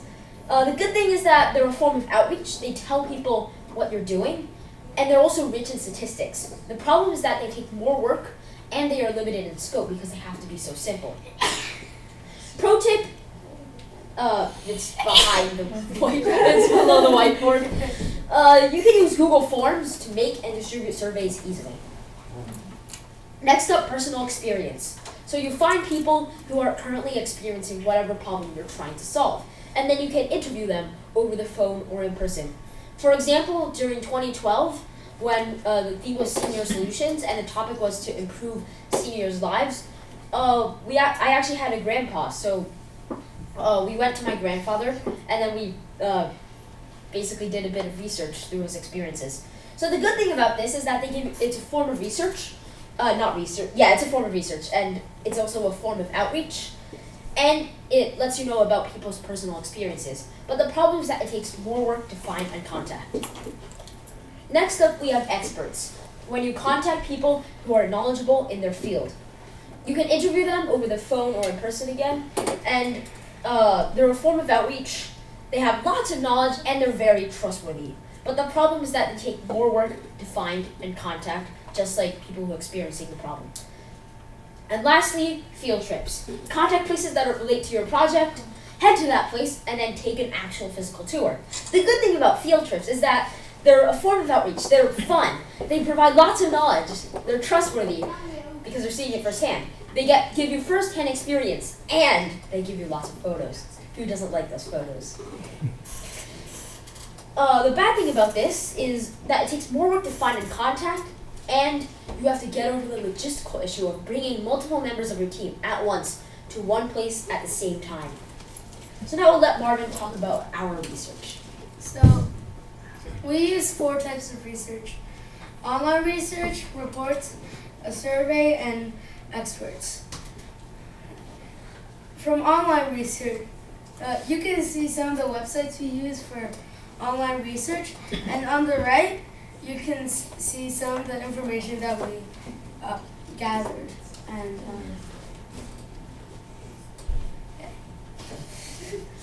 And next, we looked at the report U.S. Pet Ownership and Demographics Sourcebook to find out that 70 million dogs and 74 million cats are owned as pets in the United States. We then conducted a survey of about 200 pet owners to gain knowledge of their pets' behaviors, like if they were loved or not. We went to the Montville Animal Hospital and the Bergen County Animal Shelter. Now Ryan is going to talk about current solutions. So current solutions. Current solutions are how others are solving your problem. So why would we research this? The reason we would research this is to help us make our own solution. The way it will help us make our own solutions is by it will show us solutions that we could either improve on or take some ideas and make our completely own innovative solution. Another reason we should research this is that it's also required by the rubric that the judges will judge you by during the competition. The sources to use to find current solutions would be the same sources you would use to research. And I'll let Marvin talk about the current solutions we found. What? I told you. Okay. No, wait. It's here. We do this here. Okay. So, technical difficulties. We studied. Okay. What? Oops. We studied some current solutions, such as CleverPet, Firmware, and IC Push. As you can see, they clearly have some problems, like voice command, two-way video mobility, and games. So, in order to create an ideal solution, we should include all of those features inside our product. That's how current solutions would help us. Okay, now that you've researched the problem and how other people are solving it, it's going to be your turn to solve. Let's look at the types of solutions that you can make. First, you can make a completely new solution, or like Ryan said, you can improve upon an existing solution. Additionally, you can do a combination of both. When making your solution, don't forget about these factors because it's important to remember these. Otherwise, your solution is going to be a little more than just an idea. First, you have to remember feasibility. Is this realistic? Am I actually going to be able to get this to market? Potential issues. Does this solve more problems than it creates? Will it create new problems? Will it create complications? Cost. Will people pay for this? Can people pay for this? Is it affordable to everyone? Manufacturing. How will this idea become reality? How will this idea become reality 10,000 times in a row and more? And finally, design. How will this work? What will it be powered on? What will go inside it, and what will it look like? So you need to remember to consider all of these factors and even more when designing your solution. After that, you have to consider how do you present the solution to everybody? You have 3 ways to do this. The first way is to actually go ahead and make your own solution and do a full prototype. The problem is, it takes more time, it requires more work, and it generally gets a mixed reaction from the judges. Let me demonstrate here. The ideal judge will take one look at your prototype and will go, wow. Most judges will ask you, who made this? And you can try to respond. But if you don't definitively prove that, yes, I made this, yes, my parents did not help, our coaches did not help, our mentors did not help, then the judge will say, it's hard to believe, so I'll assume a parent did this for you. You can try to object, but remember, you have limited time and you need to go to the next question. I'd like to say that this judge will be 90% of the judge, will represent 90% of the judges that you will have. The problem is, that's not true. So you have to remember that. You have to definitively prove that you made the solution, the prototype. The good thing, though, is that it helps your audience understand what you're making. And it's also fun, and it gives even more technical skills. For example, this is a set of skills that you get when doing FLL. If you do a prototype, this is the set of skills. So yeah, more than double. The second way is to make a model of your solution, so kind of making like a sculpture that shows what your solution is without actually making the entire thing. It's a good balance, especially for rookie teams who don't know exactly how much work they should be putting in, but still want to try their best. And it helps your audience understand your solution. The problem is it's not as fun as way 1, and it doesn't give as many technical skills. The third way is to make nothing and just talk. The good thing is that there's no need to make the solution. So you can focus on the other parts of FLL. The problem is that it's not really fun, it doesn't give you any extra technical skills, and it's going to be very hard to understand by the judges and whoever you're presenting it to. If you try to pull wave 3 off, you have to remember, really focus on your presentation, because you'll need to make sure that you've almost made the solution in your team members' minds, so that they can describe it just as if they actually made it and made a full prototype. So now I'll have Marvin talk about our solution. So our solution is called the Pet Ball, and it's a robot pet sitter. Some of the features it has are video chat. It can play games with the LED strip, the laser pointer, and the Android tablet. you can train with it using the Android tablet speakers, and it's open to developers. So anybody can make games and training activities for your pet, like laser pointer games and a game where the pet ball where the dog has to run for the pet ball. So this is a side view, and here are some of the features it has. There's an Android tablet, a motion sensor, an LED strip, and a laser pointer. And on the bottom, there are two normal wheels, a caster wheel, a charging cord, and an on-off switch. Inside there's a treat dispenser and a bunch of other stuff. And outside, this is the shell and Autodesk Inventor. And this is how everything works. You log in on the web app and you log in on the Android app, and and they connect to each other. And then the Android app sends commands to the Arduino to, for example, turn on the laser or move the motors. And this is what everything would cost. And now we're going to talk about the presentation. The presentation. The presentation would be your project's pitch. Your presentation should include a problem, which you have researched, so you put your research with it, and also the current solutions that you found on the internet or heard of. Most importantly, you should also put your own innovative solution so that the judges know what you've made. There are many different styles of presentations, so you should choose a style. For example, a style would be professional. Have you ever suffered the problem of dehydration? If so, the solution you're looking for is the water bottle. Now, when you need instant hydration, you can just open it and drink it. It's that simple, and that is why our solution is a revolution in hydration. Another style you could do is a musical. Never gonna give you up, never gonna let you down, never gonna run around and hurt you. So basically for a musical you'd make your own lyrics and then get a song. Another style presenting is a skit, which we had chose. More things to keep in mind for your presentation is that it should be creative so that the judges will remember your presentation, reasonable so they will actually take it into account, memorized so that you know what you're going to say, and clear so that the judges know what your project is. So our presentation. So this is our presentation, which we're about to show you via YouTube. Where is it? There it is. That's the from the Clifton Road. Wow.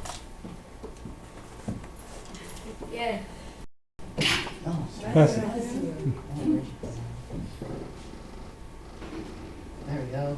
Hi, That's we're it. the Dragonite! I'm Aiden. I'm Myra. I'm Marvin. I'm Aaron. Let's start the show! Finally, I'm going to pronounce these behave and don't make a mess. I can't believe you did this again! Bad dog, I can't take this anymore. Do I have to give you up? Well, let's take advice from the Burger County Animal Shelter Director. Please don't give up on your dog. Some dogs show restricted behavior because of separation anxiety. We received about 3,000 cats and dogs each year, with the number increasing by about 5% each year. About 30% to 40% of the dogs here have behavioral problems. We try our best to find new homes for these pets. Please provide a loving home for the pet. Thank you, Shelter Director. Well, let's do some research on pet separation anxiety. According to 2012 U.S. Pet Ownership and Demographic Survey, 70 million dogs and 74 million cats are owned as pets in the U.S. Based on a study by Illinois College of Veterinary Science, 20 to 40% of dogs suffer from separation anxiety. Symptoms of separation anxiety may include barking, escaping, destruction, chewing, pacing, urinating, etc. Wow, those are very interesting facts. Well, let's go to the Monterey Animal Hospital to get you checked out. Don't worry, separation anxiety is a common problem among pets. We see 3 to 4 these behavioral cases each week at the hospital. Exercising your dog is known to release this energy, and there are some excellent products on the market that can engage and monitor your pet when he is alone. Wow, that's very interesting. Well, let's do some research on pet vibration. Let's do some research to compare the functions between some pet saving devices. Clever Pet, Furbo, IC Pooch, and Petball. Well, I'm looking for a device that is both very capable and cheap. Well, Clever Pet and Furbo are way over my budget, costing near $300 each. Wow, Petball is very cheap, costing at $150. That combines features such as voice command, two-way video, treat dispenser, app control, mobility, and games into one simple yet compact device. Well, let's check out their website. Here's a design video. The Petball consists of 3 key features: video chat, games, and training. Using our web app, any owner can start a video chat from their computer or phone. Inside our crystal clear two-way video and audio chat, owners can drive the Petball to find their pet, see their pet, play and chat with their pet, and even dispense a treat. The Petball also comes stocked with a variety of games to keep your pet engaged. Some games allow restless pets to chase the Petball, while other games take advantage of the laser pointer and the tablet touchscreen. Other developers will be able to add their own games to our open source code. Finally, the Petball can train your pet to respond to voice commands such as sit, stand, and more, using 3 sets of words, all without the hassle of hiring a trained professional. So that's the Petball, a combination of those 3 features into the only innovative device that supports all these features and keeps your pet happy at home. The basic design of Petball is a half sphere with the left side cut off, which prevents pets from chewing on it and helps maintain balance. Using an effective system of discs, we created a flawless treat dispenser inside Petball. On the outside, we have an PIR sensor, a movable laser pointer, dozens of LEDs, and of course a slot for the Android tablet and 2 wheels for mobility. In the inside of Petball, we have an Arduino microcontroller, voltage regulator, and motor controller. Everything was designed by our team in Autodesk Inventor. The top portion was 3D printed by Bloomberg for us, and the bottom portion was laser cut into wood. Our software consists of 3 parts: the web app coded in JavaScript, the Android app coded in Java, and our special Arduino software. The price combined will be about $250. By using wholesale, we can easily cut that to $150. Combining all these pieces creates the unbeatable solution to separation anxiety, Petball. Our journey to research and develop the Petball was a long one, and all we used about 4 types of research. We first began by researching about separation anxiety online. Then, we used the report, the 2012 Pet Ownership and Demographic Sourcebook, to further understand separation anxiety.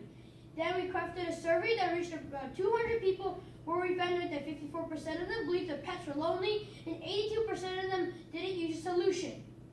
Then we visited Bloomberg's engineering team, the Montpet Animal Hospital, and the Berkeley County Animal Shelter to learn about pets' behavior issues, current solutions, and receive expert-level advice on our product. After creating the prototype, we then presented our solution back to Bloomberg's engineering team and the Montpet Animal Hospital. After the Dragonite showed us their Petball, we immediately saw its potential, from improving the lives of lonely pets to helping pets recover. We can't wait to see what the Petball will become in the near future. We tested the Petball on a very active dog. The results were impressive. Let's check on one of our customers, Cookie's owner. After using the Petball, I've seen so many positive changes in Cookie's behavior. Now he seems so much happier than before. The end.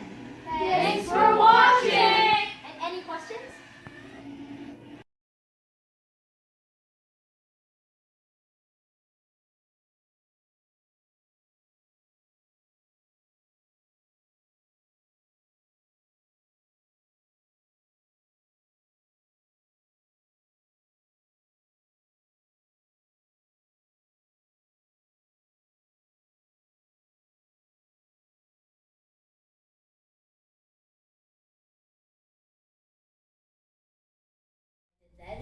You can still get, you can still reach high. Anyway, I'm back, and I'd like to talk about outreach, the next stage of your project, which is spreading your presentation. Because what good is your solution, even if it's like really good in itself, even if like your solution can solve all the problems of the world, if you just keep it to yourself, if you don't share it. So that's what I'm going to talk about. Who should you outreach to? Okay, there. First, you can outreach to schools. Outreaching to schools isn't really about outreaching your project, your solution, because the kids, they probably won't be listening for most of the time. It's more about outreaching the spirit of FLL, the spirit of this learning, of teamwork, and of STEM. On the practical side, you can also outreach to companies who will be able to get your project to market. You can also go back to the people whom you contacted when you researched about the problem, and you can share your solution back to them and get feedback. Now Marvin will talk about how we shared the pet ball. First, we shared our solution to Bloomberg's engineering team so that they could help 3D print the shell. We also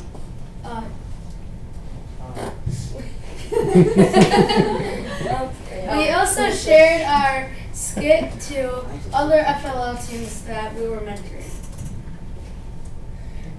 We shared our solution back to Montville Animal Hospital, who we helped get research from.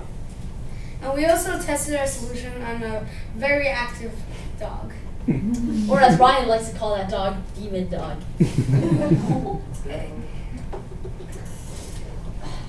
So the competition. Before the competition, you should make a poster board, since a poster board is the easy way to show people your project.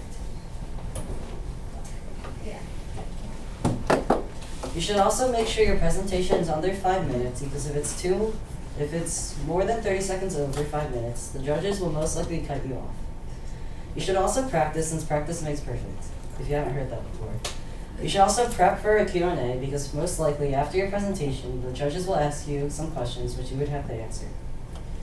You should if you have time, you should also make brochures and stickers that you can give away to show your project. What you could do during the tournament is what you should do during a tournament, competition, is have at least 2 team members at the pit area at all times.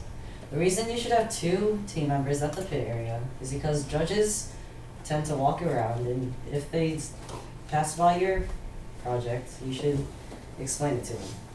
You should also present your project to anyone who passes by, so they'll spread the news about it. If you made brochures or stickers, you should hand them out so that more people will know about your project, and they might attract some more judges. Things you can do while presenting is obviously give your presentation. You can smile at the judges for extra happy points, and you should answer any questions they have, just so they know what you're saying. And make sure your team members take turns, so that the judges know that each of you know what you're doing, and one person doesn't know everything, and everyone doesn't. You should also shake hands on the way out, just to be nice. Alright, that being said, you've basically completed the entire project. Now let's talk about what the judges are going to do after you've presented. So the judges are going to judge you through this convenient FLL judging project rubric. The first section refers to the problem, research, and your research for the current solutions. In order to get the highest points in this section, you would have to make sure that your problem identification is clear and very detailed. You would also have to make sure that you have at least 4 different types of information, including experts. You would also have to extensively analyze and study your problem, as well as any current solutions that you found. The next section refers to your innovative solution. To get the most points in this section, you would have to make sure that your description of your solution is easy and understandable by everyone, even non-technical people. In addition, you would have to make sure that your solution is both original and has a potential to add significant value to somebody's life. After that, you would also have to consider all the factors of implementation. So factors like feasibility, manufacturing, cost, design, and stuff like that. So you have to make sure that you consider all of those factors. The last section refers to your presentation and your outreach. To get the most points in this section, what you would have to do is you would have to share your project with multiple groups or individuals who may benefit. You would also have to, your presentation would also have to be engaging, informative, imaginative, and well organized. So here's some. So now that the judges have judged your project, it's time to celebrate. So here's some photos of us at the competition. Marvin, want to explain these? Wow. Is that me? No, that's you. No, I think That's you. Okay. Okay. That's basically our pictures. Alright, so now let's wrap up this project presentation. So you've seen what the project is. An entire process where teams find a real world problem, do tons of research on that problem, find its current solutions, how other people have already solved it, and then make their very own innovative solution. And after that, present it and share it to the world. So that is the project. Thanks for watching. If you have If you have any questions, you can ask them now. Thanks. So you mentioned about 3 ways. Make a prototype, make a model, make nothing. So what you did is make a prototype? Yeah, what we did was, Yeah, we made a prototype. How long did it take you guys to make that prototype? Oh, so Yeah. I think we started around like the 4th or like 5th week, like the middle of the season, and then like we kind of finished within like I think 3 weeks, but then we were like perfecting our prototype till the very end of the season, because nothing ever works perfectly, so there's always some glitches that you have to fix. So it wasn't just like one meeting per week. Some people kept help to build like every week, like a couple times a week. Yeah. Sometimes we even had sleepovers. So when you guys have conflicts, how do you resolve it? Alright, like you don't have conflicts. I mean, we had a few, but mainly the coach just helped us through it.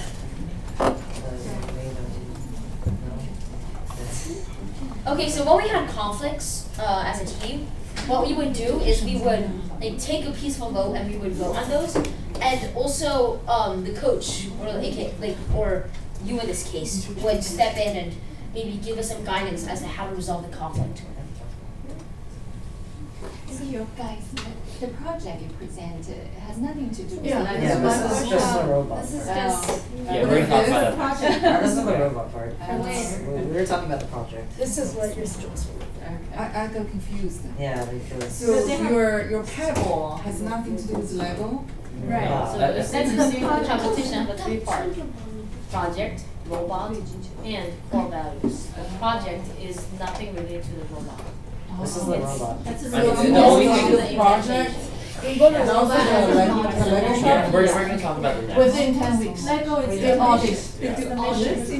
So the Lego part is It's a mission. This is completely separate. Yeah, actually, the only thing that's the same is the topic. So the topic is universal for both the robot and also the project. And also don't forget the core values. Yeah, also core values, but that's the same thing every year. So what is inside that paddle prototype? Go back to the Yeah, slide. let's go back. Yeah. Do we want to go to the next? We want to go to the Next person. Alright, I'll just like give them a quick overview. So inside we have like motors attached to wheels that themselves are attached to a battery. So that's mostly what's under on the bottom. And then on the top layer we have Arduino controller, several boards to help us regulate voltage, a breadboard for all our wiring, and then also the laser pointer motor here. And that's our huge treat dispenser tube. Yeah. This I is. made that. This is Yeah, he made that. Yeah, this is a piece just from meant raw, or you already have a kit to build it? We built it by ourselves. Yeah, this is all from scratch. Yeah. The circuit boards, I mean, we bought them, but like. I mean, how to learn about this? We had like prior knowledge about this. And then Also, we, I some of our, So you learn from We also learned it Excuse from me, each I'm other. mentor. Excuse Learned me. stuff.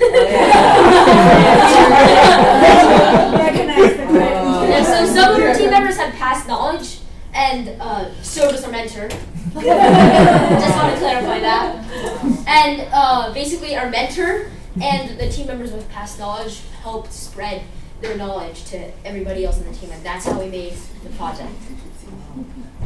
Thanks to our team members and the coach. the mentor and the coach, of course.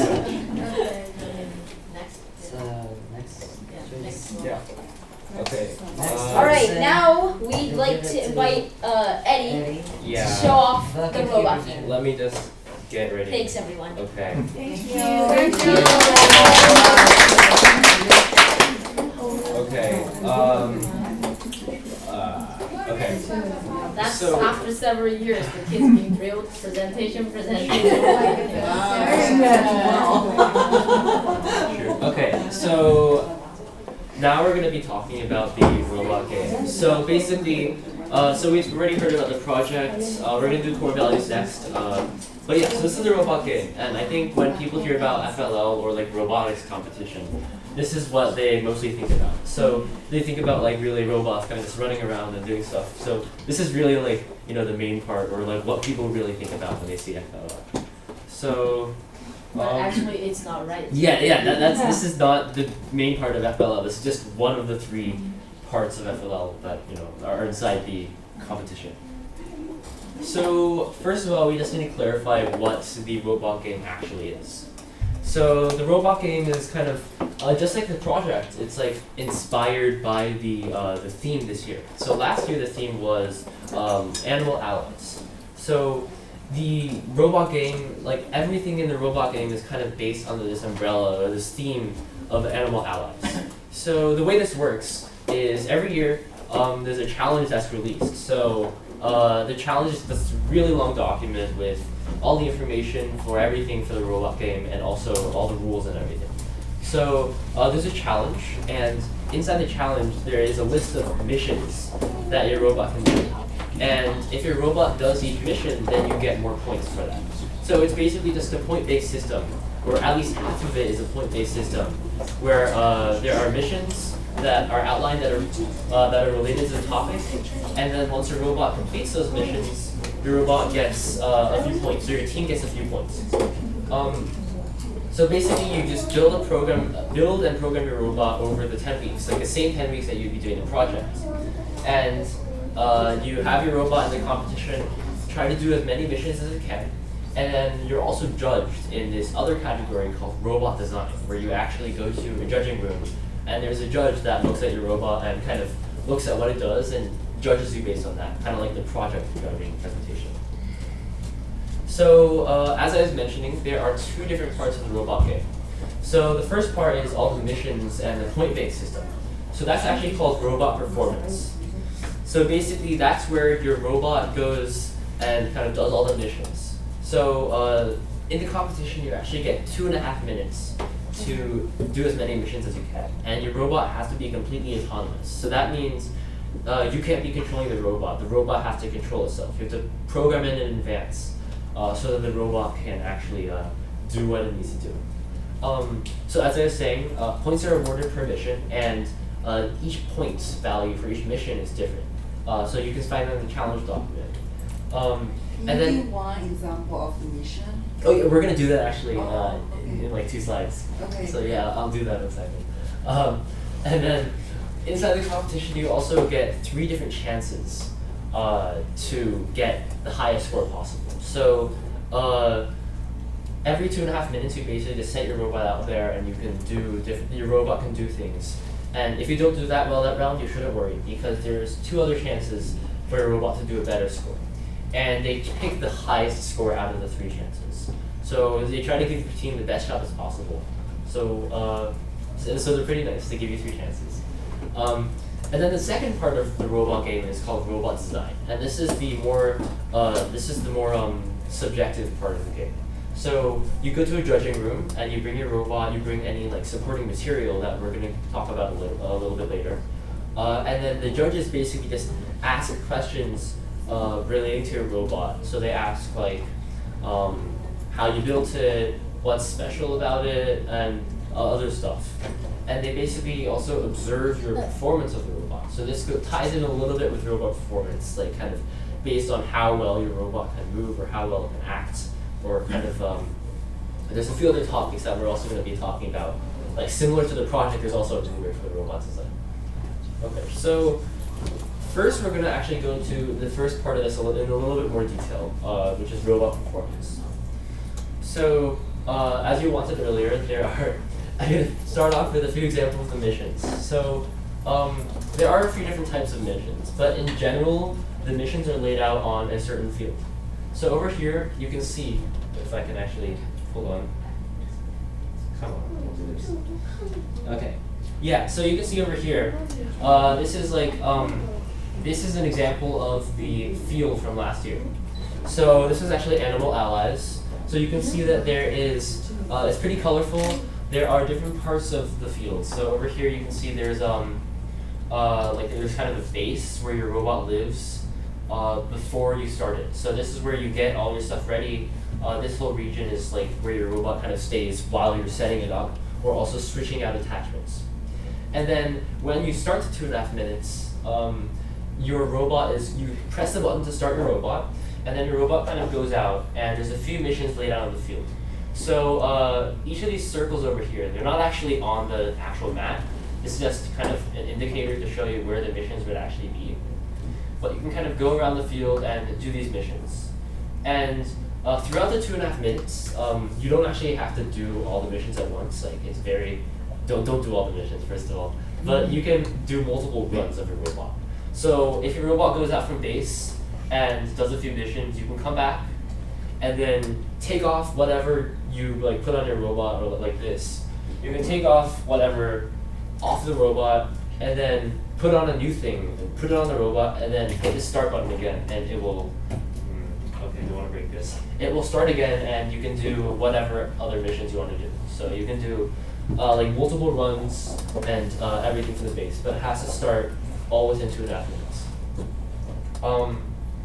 So just a few examples of each of the missions that you're going to see. I think generally the missions all incorporate some sort of navigation, or maybe you have to get something. So there's like maybe an object, like a car, not a car, like a pet that you have to get and retrieve from the mission and move back to base. You can also have something that you can move. So if you have a car, you might want to push the car from one mission to another part of the field. We didn't actually have a lot of these last year, but I think 2 years ago, or 3 years ago, we had a lot of moving missions where you had to move a lot of things all over the field. And then also the last type of mission is like pressing objects. So like maybe there'll be a button in the field, or some sort of lever that you have to move, or you have to press for something to happen. So there's just a few different types of missions. So looking over here, these are a few examples of the actual missions that we found last year. So the first one, I know you can't really see this that well, I'll say it out loud though. So the first one is like feeding. So the first thing you can see is there's an actual point value for the mission. So here it says 10 points. So when your robot does this mission, your team is awarded 10 points. And then it says, okay, so what needs to happen by the end of the match? So a piece of food needs to be in a target area.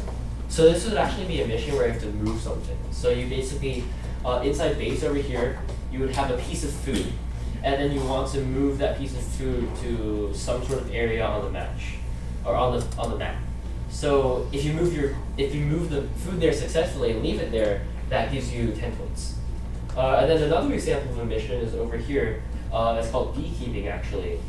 So this is another type of moving mission. So you have a bee, and you actually have a beehive somewhere on the map. So you want to take the bee and put it into the beehive. And once you do that, you get a certain number of points. Over here it's 12 points. And actually if you do a little bit extra, you can get 15. And then finally, there's also a prosthesis mission, where you can basically, there's a pig on the mat that like doesn't have legs or something, and you want to put on like a set of wheels onto the pig. And if you do that, you get another type of mission. You get more points. And then the last type of thing I wanted to say about missions is there is always one shared mission. So what that means is normally on this mat over here, you would have each of these missions to yourself. So only your robot would be doing those missions. But there's actually, in the competition only, there's actually another field right next to yours. So you're actually doing two different robots at once. So one robot's operating at one field, and then you're in the other field. So there's actually a mission between both fields that there's always one that relies on both of the robots to do. So you can kind of like, it's pretty interesting, like you can kind of strategize around that. So just to show you what I mean by two fields. Yeah, so over here, this is an actual picture from a tournament. So you can see over here, this is actually Nature's Fury, I think, 2 years ago. So we have one field over here, so this is one robot. And then over here, oops, we have the other fields, which would be another robot. And you can see between here, it's kind of hard to see, but there is one mission that's kind of in the middle of the wall. So each of the robots have to work together to kind of get to, like, you know, we try to get that mission. So right now I'm actually going to show you a video of my brother's team's robot from last year. So this robot, and then you'll kind of see it like move around and do some missions. So this is actually the full 2.5 minutes, and we were able to get 273 points. So yeah.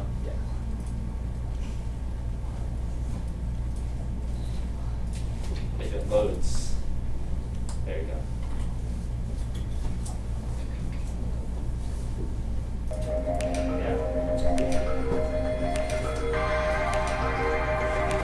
So you can see this is base, and this is where the robot kind of starts up. So once you hit the start button on your robot, the robot will kind of move around. So you can see it's delivering something over here, and move around.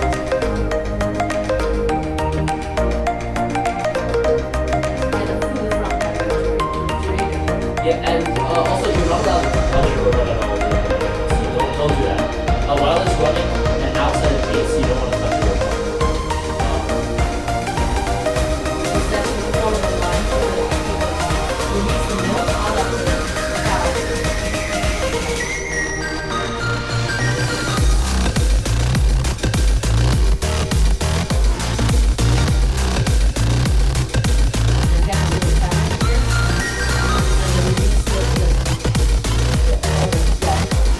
Yeah, I know a lot of them.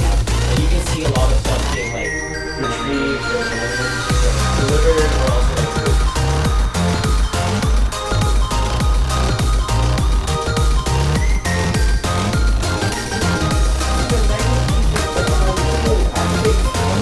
Oh yeah, so it's the same for all teams? Yeah. Those are vision things that you do right now. Yeah. But how that's going to use, they're going to release on August 29th. It's kind of like deliver the bee on the beehive, and also they need to dispense all the food on those. Right now they're trying to exchange the animal between the two tables. This is like the two tables competition. They need to exchange the animal. The more animal exchange, you get more points. Yeah. Every team has the same level This part are saying the robot is yourself. Oh, so that one. But the map is there, dispense the this. You need to dispense this match. Yeah. Yeah. So I just want to go into a little bit more detail about exactly like not this one. Let's go back up more. Okay. A little bit more detail on like the missions or the robot performance specifically. So yeah. So every year you get a mat and all the Lego pieces for the missions on it, and all those are the exact same between all the teams. So you're working, every single team is working on the exact same set of missions on the exact same field. Yeah, so basically that's fixed, but the robot is your own design. So you can design that. You have a very large freedom, but you're required to make it entirely of Lego pieces. So if it's not from Lego, you can't use it. So I mean, I think I've seen one team once that was like, they tried to use rubber bands, and they didn't use Lego rubber bands, so they weren't allowed to use that. So they had to switch them out for actual Lego rubber bands that Lego makes. So everything has to be made by Lego for your robot. And then this is all also in the challenge document, but just a few basic ground rules. Once your robot leaves base, you can't touch it anymore. So your robot has to do everything autonomously, as I said earlier. And if you do touch it, then you get this thing called a touch penalty, which penalizes you for touching your robot. And each of this is always different between each year, so you should definitely read the challenge document and also any updates that they post, which will tell you how to do it here. Yeah, because all the missions, sometimes when they actually have all the mission here, right? The kids actually build those missions, and you don't know really how to do those missions because the real detail going to release on August 29th. But after they release August 29th, when teams start to solve those missions, feel like something doesn't make sense, then the committee all the time update their challenge detail. Yeah, so you need to all the time keep a look at those updates. Yeah. Yeah, so this is basically the robot performance. Are there any questions before we want to? I have a question actually. From the starting point, do you measure every time, or you have some kind of tool built by Lego to measure? Like how you navigate? No, the first starting point, the positioning. Oh, I see. So your initial position, you're allowed to use like jigs to kind of position your robot. So you can but they have to be built out of Lego. So you can build. I don't think they have them today, but you can build like a thing, like a positioning thing. So if you take your robot and like seat it into there, then your robot can be positioned in exactly the same position at every time. So you are allowed to measure. Like there are, well, not this year, or there are little like grid lines over here on the base, so you can kind of use those to position. But I think the way that we found the most success with is by building some sort of jig to so you just fit your robot right in there, and the robot will be in the same position every time. So basically the jig goes up against the walls, and then has a little thing over there for your robot to fit into. And then that way you can determine its position. And you're allowed to do that for not only the first mission or the first run, but you can do that for any time your robot comes back to base and you're switching things out and you want to position it again. Yeah. So the map, I know the map does not exactly fit the table. So there's some rule. Yeah. So do they actually every table or every time are they always the same? There are some regulations for how you should do it. Like I think you're supposed to push it against the east wall. So over here on the mat you'll have these this way is north, this is west, east, south. Okay. So you want to push it against the east wall. Okay. But there is a lot of variation between mats. Yeah, So, they have guideline. They said okay, your mat should the south or something. They match that, but come on, they not really follow. Yeah, So because if you have some tool to measure it, if the table map is not exactly accurate. Yeah, so you have to. The thing is, that's the reason why you have so many sensors. So you have to use a sensor to help you to let the robot understand. Right now, are you at the black line or where? Or you actually use your robot to actually try to square all the position we're gonna talk a little bit more about navigation. Okay, great. Thank you. Yeah. So are there any other questions? Yeah, but you do need to build, especially if you use less sensors, you do need to build the jig to fit. Yeah, you put in there because you only have 2.5 minutes to perform everything. So you don't spend the time to try to position your robot. The position is very important. Like a little bit off, Right, I know. totally off. Yeah. So then we usually before we build a jig, then have a little opener. You just fit your robot right on that. It's very quick. But right now we start to have more and more sensors, so we rely on sensor more. So not really this. So this year we don't use jig. Just try to rely on those sensors. Yeah. Do you need to do the poster board presentation for the You do have. Oh yeah, we do have, actually, we're gonna get into this actually like right now, but we do have a robot design competition where you basically go to a judging room and you kind of present exactly like what you're gonna do. So. And this year also required the core lab. Yeah. Yeah, before though, this year. Yeah.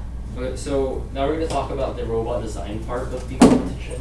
So basically what happens in robot design is you show the judges your robot, and then your judges kind of like take a look at your robot, take a look at how it's built, what's on it, what it does, and then you can also kind of like, not all the judges do this, but most of the time you're going to want to pitch your robot to the judges and kind of tell them what's special about it, what's important, and then like what, like, you know, what it does, or like what type of things that are like innovative about your robot.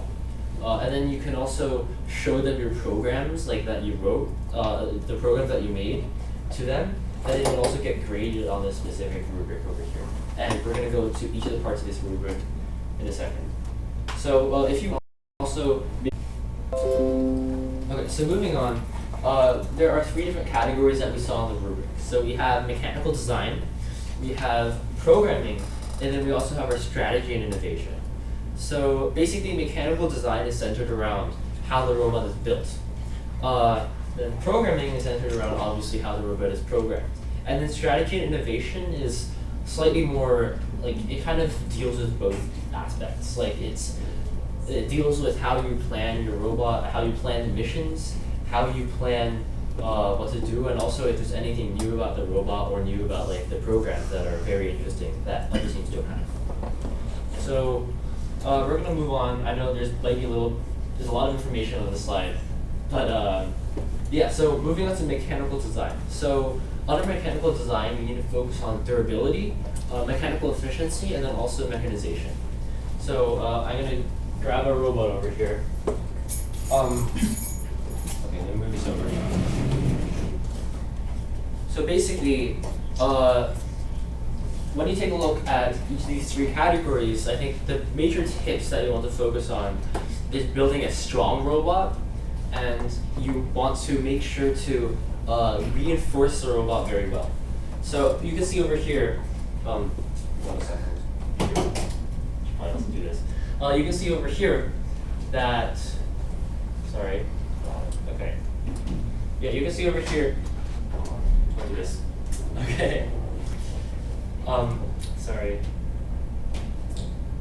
Yeah, you can see over here that we have a lot of redundant reinforcement of this thing. So we have like a bunch of beams over here and a bunch of each of these things that kind of reinforce the robot and make sure that it's completely stable.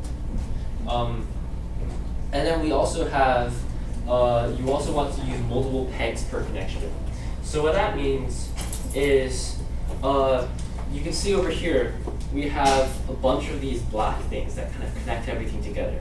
So for each connection, you want to make sure you use at least maybe 3 of these or 4 of these to make sure that it's very stable. So you can't really like easily pull it apart or something.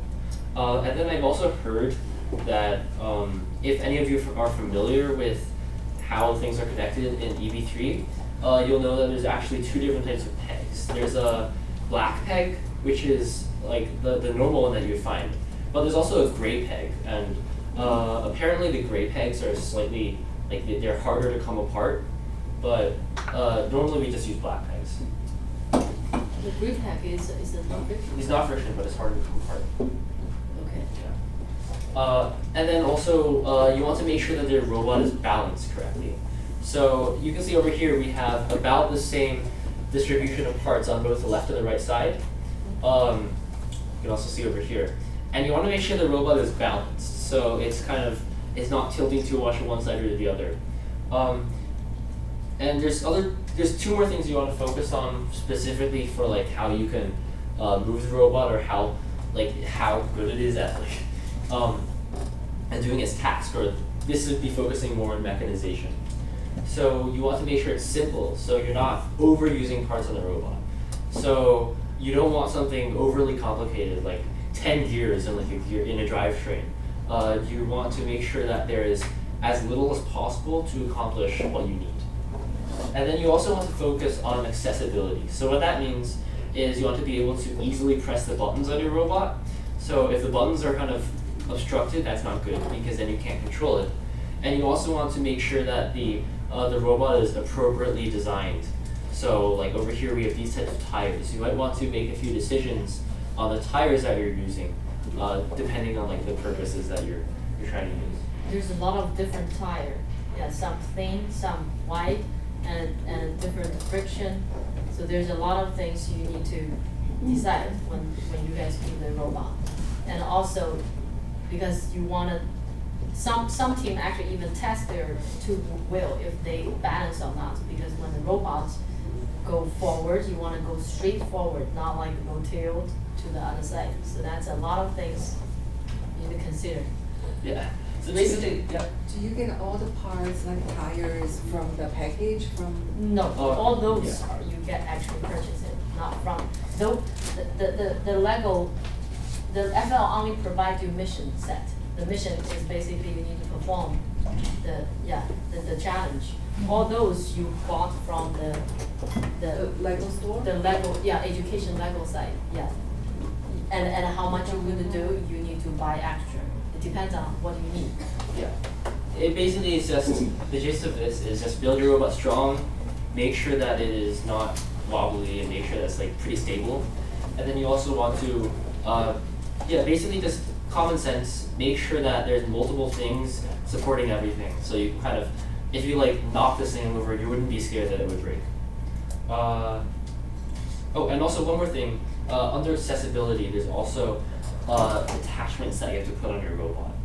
So there's a few examples of attachments that we have. So we have this one over here that we kind of, so this is the base robot, and you can basically put this thing on here, and what this attachment will do is it will allow you to kind of do each of the missions. So you can see there's arms and stuff on here, there's little traps that catch things in, and there's also each part of this, like there's gears and everything to connect to the robot.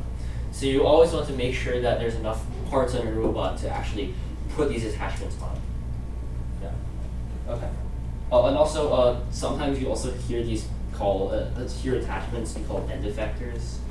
So that's not very important. Yeah, but don't be scared about this. We kind of open. Yeah, most of the time attachments are like these things that you like just attach. Yeah, the thing is, you only like, especially for the rookie team, you just start from very simple robot, and basically if you can finish like about 3-4 missions, it's already very good. Yeah, you don't want to. Basically, since this 7 years, the experience, actually, the team who can get into the world is only actually finish like around like 4 missions, 4 or 5 missions. It's, if you finish, thumbs up, because they want you balance, everything you need to be good. And you need to only finish 4 missions. They got the word. They can because their project is good. Yeah, you need to become project good. You can core value good. Also, the mission need to be good. Yeah, it's like no need to be finish everything. There's basically no way that you can finish everything. You don't want to finish everything. There's a total score, right? Yeah. So total score based on. Yeah.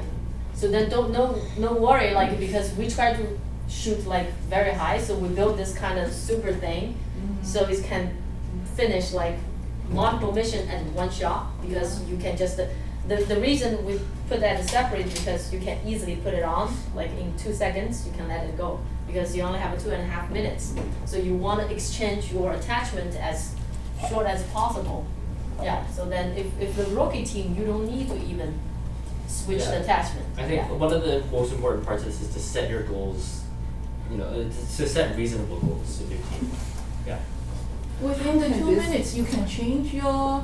Oh yeah. So you can go from base, you can come back to base, and then like when your robot is in base, you can touch it, and you can like take this off and then put that one on. Okay. To continue to finish the other task. Yeah. Of course. You shouldn't be aiming to do everything in one run. You should be planning. When your robot comes back, I'll talk a little bit about how you can plan that. That's under strategy a little bit. But you have to plan where your robot goes, how you do the missions, or how it comes back. Okay. So I'm gonna go into a few more examples of like robots that you might want to use. So yeah, first of all, you probably don't want to build something like this in the first year. So in the first year, you might want to consider a few more of these more reasonable or more easily built alternatives. So over here, you can see this is one example of a robot. We have like big tires over here, and we also have like the brick on top. So you can see it's easily accessible. And then you can also observe that you have a bunch of different things that kind of reinforce the robot. So okay, so you have a bunch of different reinforcement, and then you also have a bunch of sensors and everything packed into here. So this would be a good example of a compact robot. But one of the disadvantages of this is you might see there aren't that many places to put attachments on. I'm not actually sure they even have an attachment motor. They have here. Oh yeah, they do over here. So like the only place you could do is in the back. So you plug it into the back, and that's basically the only place that you could put on an attachment. Yeah. Okay. So the first year, keep your robot simple. Yeah. Okay, so we have another example over here. So this one is kind of slightly more like this, but it's kind of like a box design. So we have,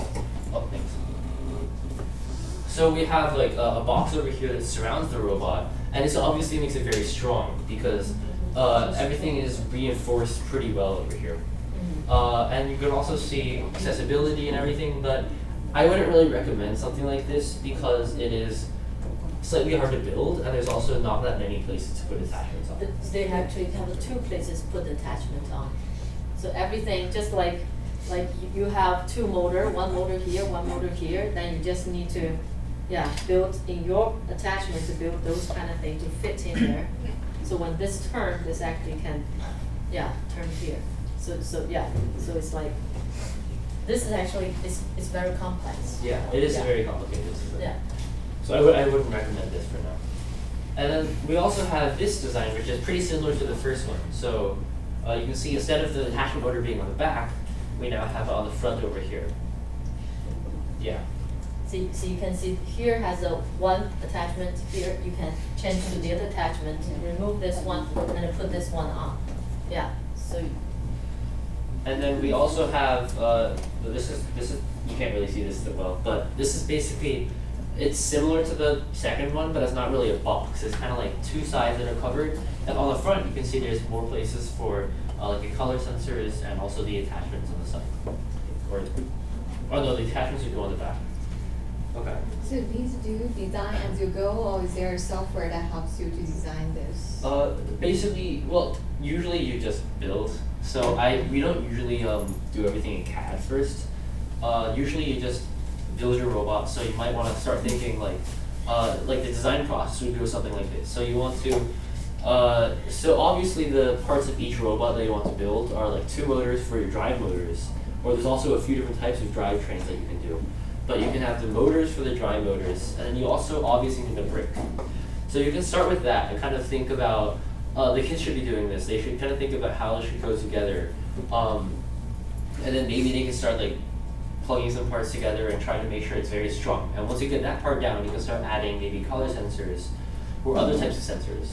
Or also another alternative that you can do, especially in rookie year, is there are a bunch of great instructions online for great like robots that you can start building. So if you want, you can also look online, and I wouldn't recommend necessarily copying them, but you can use them for inspiration. But if you need to, you can also kind of just use them as a basis to start off with. Yeah, there's some instruction about the base robot. Yeah, you can start to use that as a foundation. Then, because after kids did do like 2 or 3 times, then they can start to have their own idea. And then we also have, finally we have this type of robot, which is, I think I like this one the best because there's like a pretty strong outside. There's also 2 big wheels over there, and then there's also a bunch of attachment motors. So you can see over here, this is an attachment motor, and then this is also an attachment motor. And there's a bunch of places to put pegs if you want to put your attachments on. But the thing is, this wheel, we actually have experience with this wheel. This wheel is kind of very thin. It's kind of slip, like a lot. Yeah, so you have to, if you guys really super good with the sensors, you can use it, but if not, usually before we use a double this kind of wheel to make it, to control the Yeah. friction. Yeah. Okay, so is there any questions about mechanical design or anything you want me to clarify? Okay, so we can move on. We're going to go ahead and talk a little bit about programming. So inside the programming rubric, we have a few different parts, such as quality, we also have efficiency, and then automation and navigation. So this is where your robot really, like, this is how you tie everything together in your robot. So you want to make sure that there is enough, that you have, like, your code is good quality and it also accomplishes a lot with minimal effort, and then also, like, is very good at being very consistent across all of its runs. So if you can do one mission, you want to make sure you can do that 90% of the time. And before I get into this, how many people are familiar with EV3 programming at all? No? Okay. Okay, so I'll give you some of this for some from reading when you go back home. But basically, there's something called a my block, which is MYBLOCK, a my block. And that's kind of, if anyone is a programmer here, it's kind of like a function or a method that you would write. So you can basically use this to reuse your code, and it kind of is able to simplify the code a little bit. I'm gonna show you an example of this in a second. And then also, I think the rest of this is basically about navigation and automation, because there are a few tips that you need to remember based on that. So a few teams might just be using the degree measurements, or just being like turn or go forward 1 rotation and then turn like 2 seconds. So you might be using only timing and kind of the tachometers or the degrees or number of rotations. But you don't really want to do that because there's different frictions and like different battery values that can cause that to kind of be unreliable. So you can see over here, we actually have 2 different color sensors on here, and we also have 3 color sensors actually. And what that allows us to do is we can use them to like combine the sensors with the motor values and actually use the sensors to navigate the field. So so you want to make sure that you use sensors along with the motor values to navigate around the field. So a few ways that you would do that is, for example, We also have a gyro sensor. oh yeah, we also have a gyro sensor here, which is basically a turn sensor. Yeah. So a few ways that you could try to combine sensors with your like positioning is if you have an ultrasonic sensor, which is like a distance sensor, you can tell the distance away from something. So you can basically say go forward until you're like 10 centimeters away from an object. Or you could say, like for example, if there's a line on the field, you can say go forward until you reach a line with a color sensor. So you can detect a line with a color sensor, go forward until you go there. And then you can also, with a gyro sensor, for a turning sensor, you can say turn left until you hit like 90 degrees. So you basically just want to use the sensors to reinforce where you are and like kind of say like use it for navigation. And then another technique that's actually kind of sensorless that you don't have to use a sensor for, but this is it's pretty frequently used, it's very helpful, is what you can do is instead of going forward and kind of just using the robot, and kind of just like navigating with the motors, there are actually walls on the side of the field. So what's very helpful is you can actually kind of back up against those walls, and then you know that you're exactly 90 degrees from the wall, because the walls are always there and your robot will easily position to them. So if you want to make sure the robot angle is exactly correct, you kind of just back up against the wall and it will square against the wall. So that's the reason we make our robot flat. Yeah, because you can against the wall to make sure your robot, because the thing is your robot have a little bit different like angle with his path, then he would end up in the very far. So you have to have, if you know those 90 degrees, then you know go straight, we'll get it. I'm sorry, because today we got lots of information. I kind of feel overwhelming, to be honest. Yeah, I'm sorry. No, and especially for this part, it's very technical. I mean, I don't know. I think this, oh, okay. So yeah. we okay. I'm really overwhelmed. Yeah. I think the gist of this is basically you just want to use sensors and you want to use blocks. And I'm sorry, this is a little bit overwhelming, but I think if you just kind of encourage your like kids to use sensors, or like if you see them like moving around without any sensors, just ask them to try and maybe use sensors or something. And we're also live streaming this, so on YouTube you can come back later and try to maybe watch it. And in the first year, no worry. The first year, don't worry too much in the first year. This is kind of just more advanced stuff. Yeah, get the kids just to get to know what to do during the first year. That's already, yeah. I think there's also a coach's handbook online that you can look at that contains a lot of advice too. But yeah, this is very technical. The robot is pretty technical. So, another thing that you can do is something called line following. So you'll see on the mat that there are a few different lines. So you can kind of like follow the lines using the color sensors. And then, so basically you just want to make sure that your robot is able to navigate with the sensors and that can use the sensors to kind of follow lines or to position against a wall or something.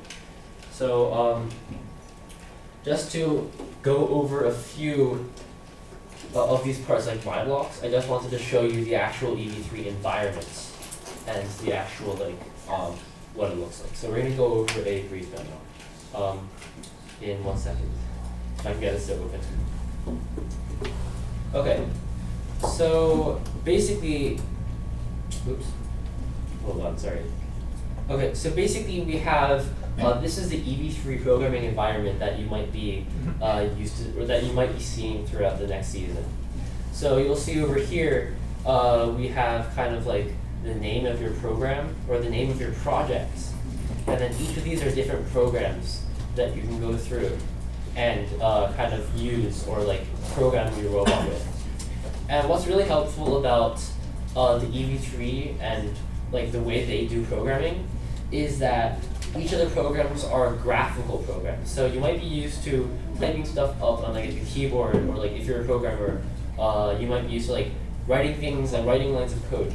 But to make it much easier to understand for the kids, we actually just have these things called blocks of code that you can kind of arrange that can do stuff for your robot. So I think a lot of this will seem overwhelming. You don't really need to understand this now. But basically each of these blocks are doing a different thing. So let's see if I can find my block. So as we were saying earlier, you want to use these things called my blocks to maybe simplify your code. Basically what my blocks do is you can combine, if you go into this my block, you can see there's this big chunk of code. And if we want to use this code a lot, so if you want to if there's a line following code that we want to keep using, you can basically take that code and turn it into a single block. And what that will do is you can just keep using this block over and over, and it will keep, you can basically just keep doing the same function over and over and over. And then one other thing that I wanted to emphasize is, I think this is like a non-technical thing more, but you also want to, when you show your program to the judges, you want to do these things called comments over here. So basically this tells you what the blocks will do. So you basically just want to tell the judges what each block does and kind of explain to them clearly what the program does. So yeah, I know a lot of this was very overwhelming. So where did you learn all this stuff? Or you just figure it out by yourself? Yeah, so there are a few resources that you can use. I think what's very helpful is before the season or before you start actually programming, your kids should work through, there are actually tutorials online, or if you go into like the, so for example, if you have a robot over here, there's actual tutorials built into the EV3 programming environment. So the kids should definitely take a look at those. So if I could find some, let's do mission 1. Let's not do that. Okay, so basically there are step-by-step programming instructions for a bunch of things, and the kids can basically just step through these things and kind of, it'll tell them exactly what to do, and they can do it. And it'll tell them the instructions for how to plug things in or how to download things, and they can basically just do exactly what they need to do to like try to learn this. And majority, like 1 year after 1 year, they learn by themselves more and more. So no way. Also, there should be, I think, online. Let's open up a web browser. Hold on. So if you were to go to Lego's website, okay. So it's mindstorms.lego.com. So if you go here, there's actually a Learn to Program tab. So you can basically just go down here and kind of go through like the getting started thing, and it will go over all the different types of programming blocks. So over here we have like an example of the programming blocks, an example of like action blocks or stuff, and it'll tell you like exactly what each thing does. So your kids should definitely work through a bunch, if they don't know how to program, work through a bunch of these programming exercises. And I think what's really great about EV3 is you don't really need to know all that much about programming because it's a pretty friendly environment. Because it's all graphical and all these blocks kind of thing. Yeah. Is that basic set include all those things that can go through all the learning? Yeah, you can all. No, I mean like when you buy the set, I'm only thinking like you need extra parts to add on to perform a specific function, right? Am I right? You do need, depends on your design. Yeah, that's what I said. But those learning steps I can do with the basic set. Am I right? I think the bundle set. Well, for the programming, you don't really need anything extra. You just need a computer. Okay. But for all this stuff, But for the robot, for the sometimes robot, they do need sometimes they expansion. do. But I think for the first year you should be fine with just a core set. But if you want to, you can add like. No, the bundle have the expansion. Oh, okay. So the bundle does have an expansion set. I think that should be good enough for your first year. Question: is there a simulator you can use without actually building it and just simulate? Like your program? Yeah, like using your script. Like, is there a simulator, like a virtual simulator? I think there is one for like. I don't think there's one for EV3 or for this robot. I think you're gonna have to build it and kind of test the program at the same time. So later I'm gonna go into a little bit about. Okay, I'll just say it now. Basically, you want to in the project, you kind of from Anthony, you heard like a concrete like what you should do in week 1, week 2, week 3. For the robot, it's a little bit different since you don't really have like a presentation that you want to do. So it's kind of just like a process where you brainstorm, build, program all at the same time. So even if you might be a little bit worried that there is that you don't have like a place to test it, but once you build a robot, like you should be building and programming like together. So it's kind of like, I think once you start programming, the robot should kind of appear. So I wouldn't worry too much about that. Yeah. Okay.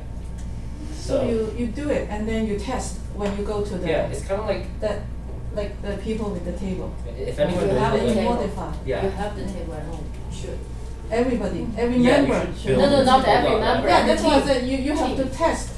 Like you do it, you program at home and then you bring it to Or I think usually the coach or whatever and then or to usually test. the work is done team meetings. When you have a meeting, you would do work together. And But some bring it teams, test they it. do go home. Yeah, some teams do it. Yeah. They come to the team meeting and test it. Yeah. Yeah. So.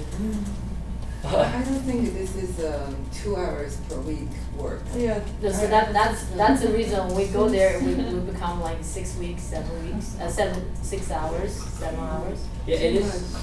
It is a lot of. No, depends. This is This is right all now. You very- saw. yeah. You saw because we already like this year. I think we're the number top 7 in the whole state. Yeah, because we're so high. So don't worry about that. But there's a lots. So that's the reason your goal should be improve your kids' skill.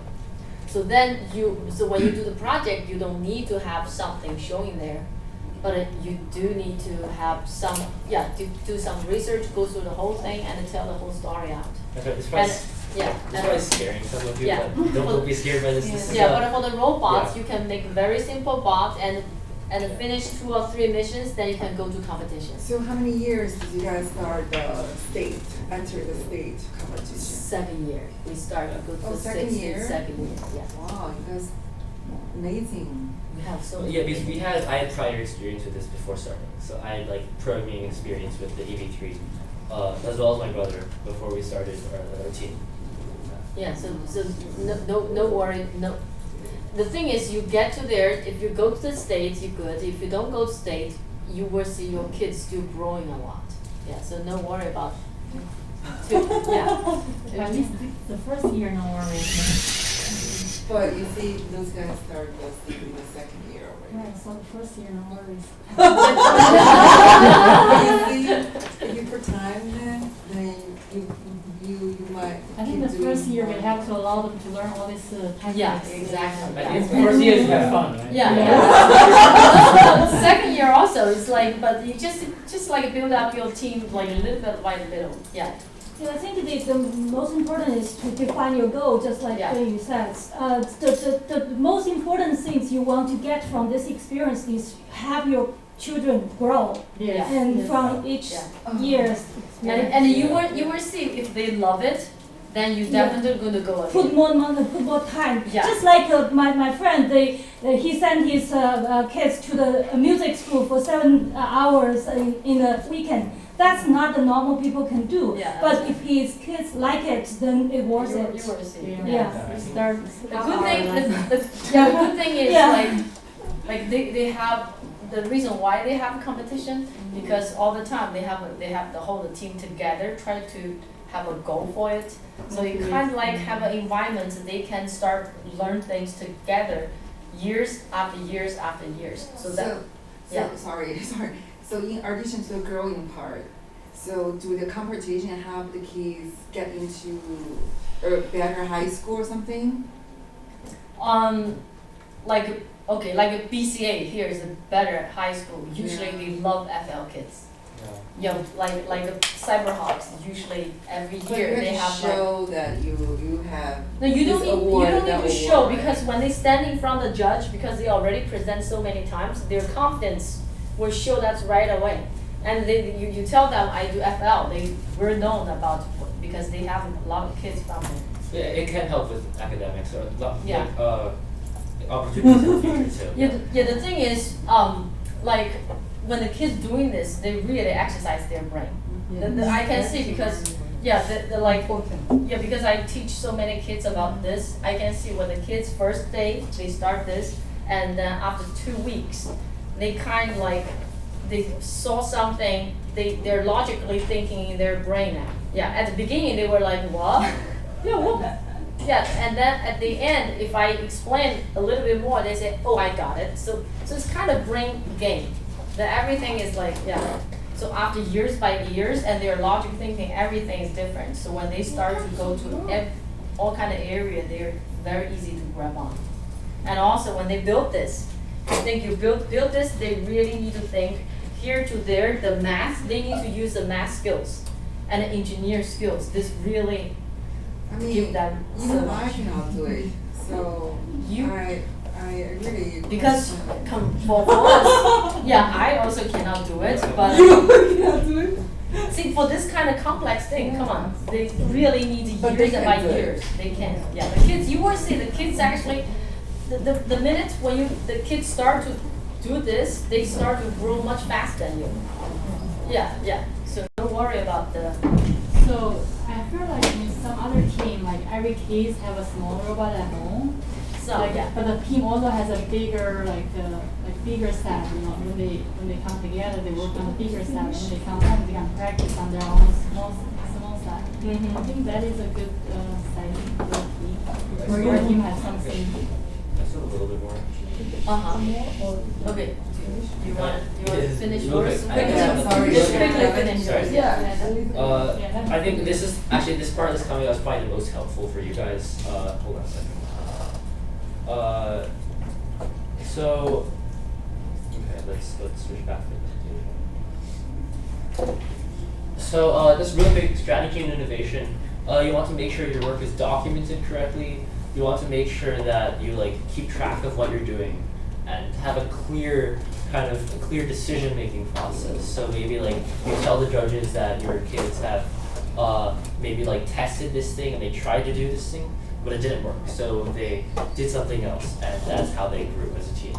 And then you should also try to encourage like crazy ideas from your team. Like if someone thinks of something that seems kind of like non-conventional, you could maybe still try it, like try to build it and see how it works. Because if it does work, then that would be something that's innovative, and the judges will like that. Okay. You have to have something really like amazing. Yeah, do something out of box thinking. Yeah. Yeah. So okay. So for documentation, basically, you can see over here. This is like an example. Also over here, but you can see here. This is an example of like one thing that we did 3 years ago, maybe. Basically, we emphasize the things about a robot that is the most important, and then we kind of talk a little bit about more about each of the specific parts of the robot, or what we do for each of the different parts of the robot. Yeah. So, okay, and real quick, moving on, can I move on? Mm-hmm. Okay. So, one other thing for strategy is how to pick which missions you want to choose. So, how do you know which missions you want to do at once? So, basically you want to pick your zones of missions based on the location, and then also how feasible it is to do them together. So what that means is if you have 3 missions that are all for picking something up, then that might be easier to do than one mission that's pushing something, and then one mission that's like putting something down, and then another mission that's picking something up. So over here we have an example of a board. So for example, you might want to do all the missions on the left. These 2 missions, or these 3 missions actually, or 2 missions at once, because they're on the same kind of path from base. And then over here you might have another collection of missions that you might also want to do at once, because they're kind of all, your robot can kind of just like go through this and do all the missions at once. And then the rest of them you can kind of just plan to do, it kind of based on just location. So basically you just want to plan your missions together and kind of see what is possible for you to do. So if you're a rookie team, for example, you might be more familiar with like, you might want to maybe only focus on one type of thing. So you might want to only focus on picking things up. So if you were to do that, then you can see all the missions that were related to picking things up, and that's not as complicated, and you can try to maybe plan to do each of those. And one thing to keep in mind is you definitely do not want to do all the missions. Just pick maybe 3 or 4 at once. Like 3 or 4 is pretty reasonable, and then work upward from there. So that's the reason there's the competition, one category called the innovation and strategy. So this your strategy. What's your strategy? Your strategy, if you only do like a 3 or 4 mission in this whole 2.5 seconds, then how to choose those? Why you choose that? You choose like the most point, or you choose the most easy to access, or you choose like you can guarantee every time it works. So if you only do like 4 or 5 missions, if you make it work every single time, you really shoot high. Usually those teams go to the world, okay? So you don't need to like go through the 2 missions all together, but with only like half of them to got success. So you only have 50% successful rate. But if you only choose 4 or 5, you can make sure every single time it works, because they watch. You have 3 chances. They watch 3 chances. If you shoot all the times like very consistently, you actually score high in the judge's view. Yeah. So then, yeah, instead of you have like a 500 at one time, then others like a 20, 30. You even have that. You were not overall score high. Yeah, consistency is pretty important. Yeah. So then you have to have that strategy. What you really want. So this is also in Okay, and finally, just a season plan. As we've seen, Mine was talked about this earlier about the season plan. Yeah. So just a few tips for a great season to remember before we move on. I think this is probably the most applicable to you guys. Just check the robot game updates very often. So kind of like make sure that you are constantly checking it because they constantly update and give you some more information. Set reasonable goals. So just pick a reasonable subset of the missions that you want to do, pick a reasonable robot design. Work for kind of like short spurts of time. So don't work for too long, or else the kids will get tired, or like you'll get tired, they'll get frustrated, and you don't want to be too frustrated. Make sure to follow the rules and also have fun. Yeah. So that's basically. And yeah, the kids actually have a lot of things, different thinking. Like you saw what we did there's a, like last year, they have a tank, water tank, they have a little shark inside. You need to deliver that to a certain area. And when you deliver there, if you deliver there, you got like 15 points. But with the shark not like tail down, touch the wall, you got 30 points. So some team, what they do is they flip their water tank, put the shark on top of it. So that will never touch the side of the wall, right? Yeah, based on the game plan, it does not restrict that. So it's just like, depends on what the kid's thinking. Yeah, that's kind of one thing, they can do it, right? So it's a lot, because when you move that, the shake is, the shark easily tail down. Yeah, so there's a lot of things the kids can start to strategize all those kind of creative solutions. So that's why I love this kind of thing, because it really practices the kids' brain. Yeah. So we're gonna move on from what we decided now. I'm sorry, this is getting really late. The core value, we probably, let me just quickly go through the core value. So what is core value? It's basically about like teamwork. It's not, it's actually, there's no tangible thing when you go to the competition. But inside the competition room, it's very, the judge actually it's like required teams really can cooperate very well together. If two kids like they hate each other, they definitely will not like perform very good inside the core value judge room, because they kind of like say things against each other. Yeah. So the core value, this is a core value. Every team meeting, usually I want the kids repeat this, because you kind of like to reinforce all those the value thing first, want the kids to know. So the first is we're the team, so we're not competitor to each other. Not like, oh, I finished first. No, this is the first one they know. We help each other, not like compete with each other. So we're the team. So if any kids say, hey, I did first, I usually say, hey, come on, if you did first, you help other kids. Don't need to say loud you finished first or something. So that's the first, we're the team. Second, we do the work to find a solution with guidance from our coaches and the mentors. So that's things is that they want kids to know they need to find a solution. And third, we know our coach and mentors don't have all the answers. We learn together. So they need to do that by themselves.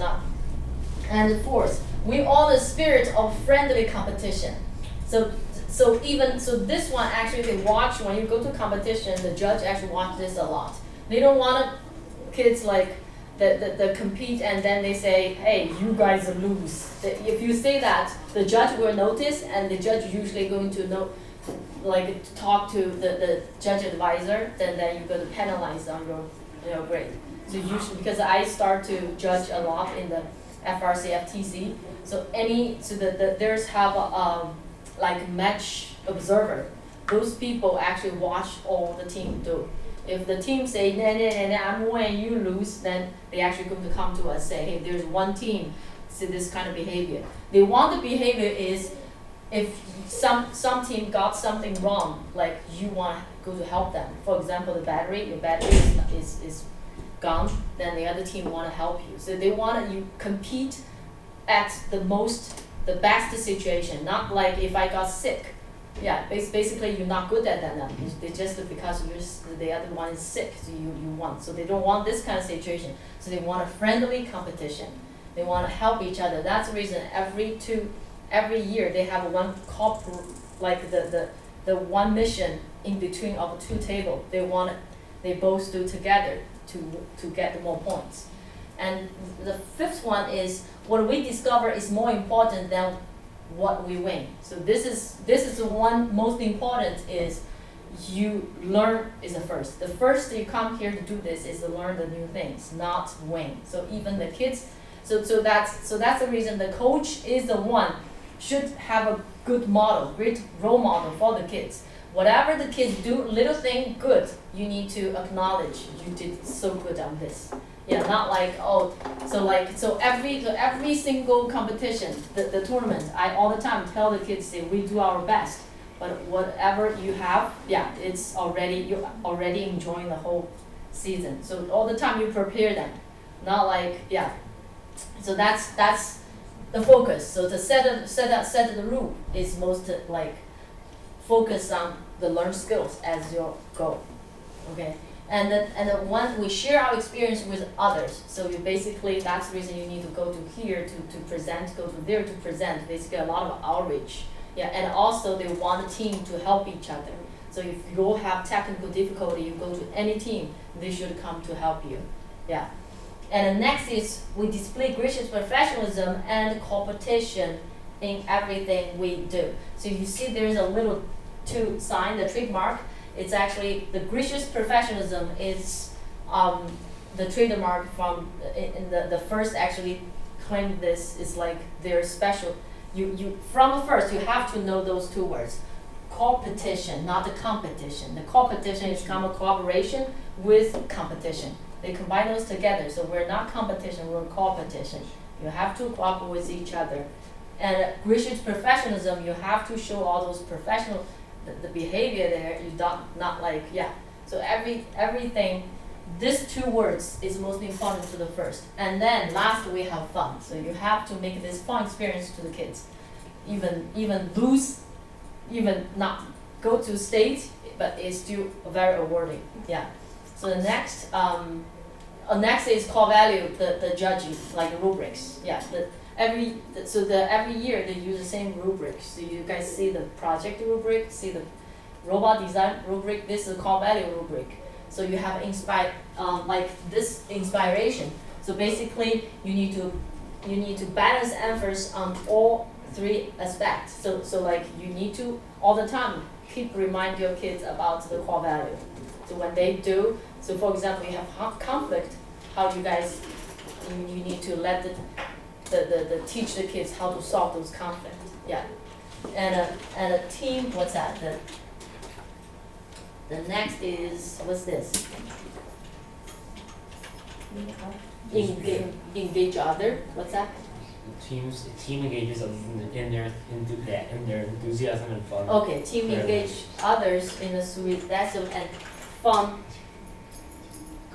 Yeah, but most of this is all like team need to cooperate and team need to, yeah, the inspire other people to love this. Yeah, you kind of show. The next will be what?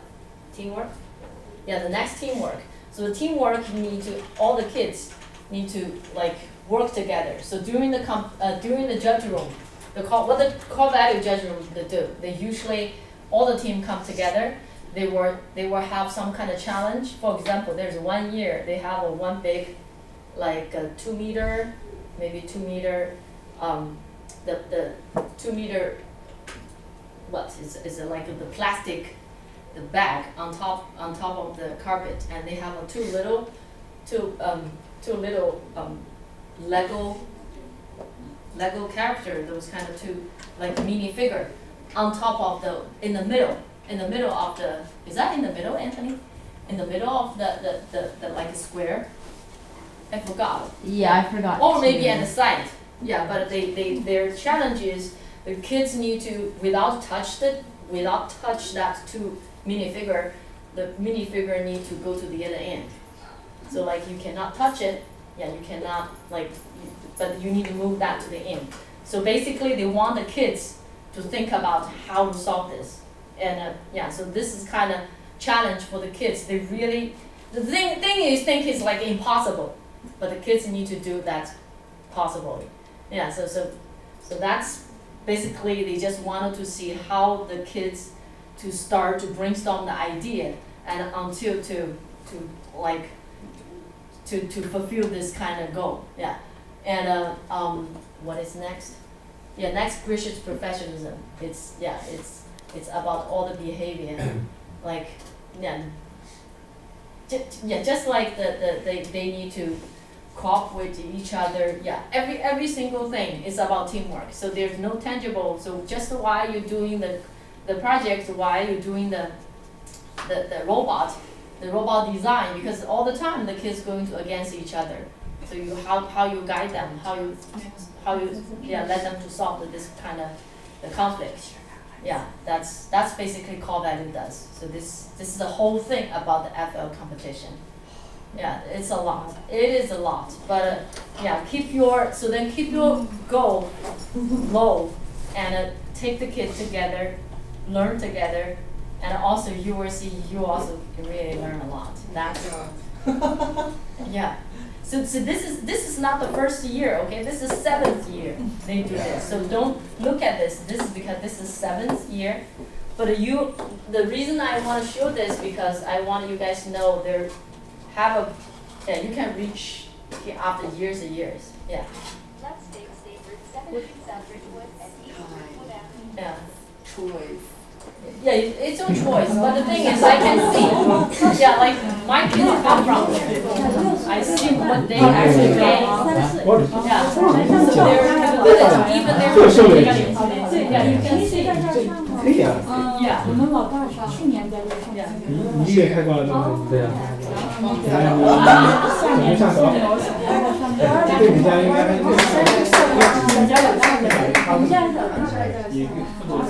他一直在，他是在。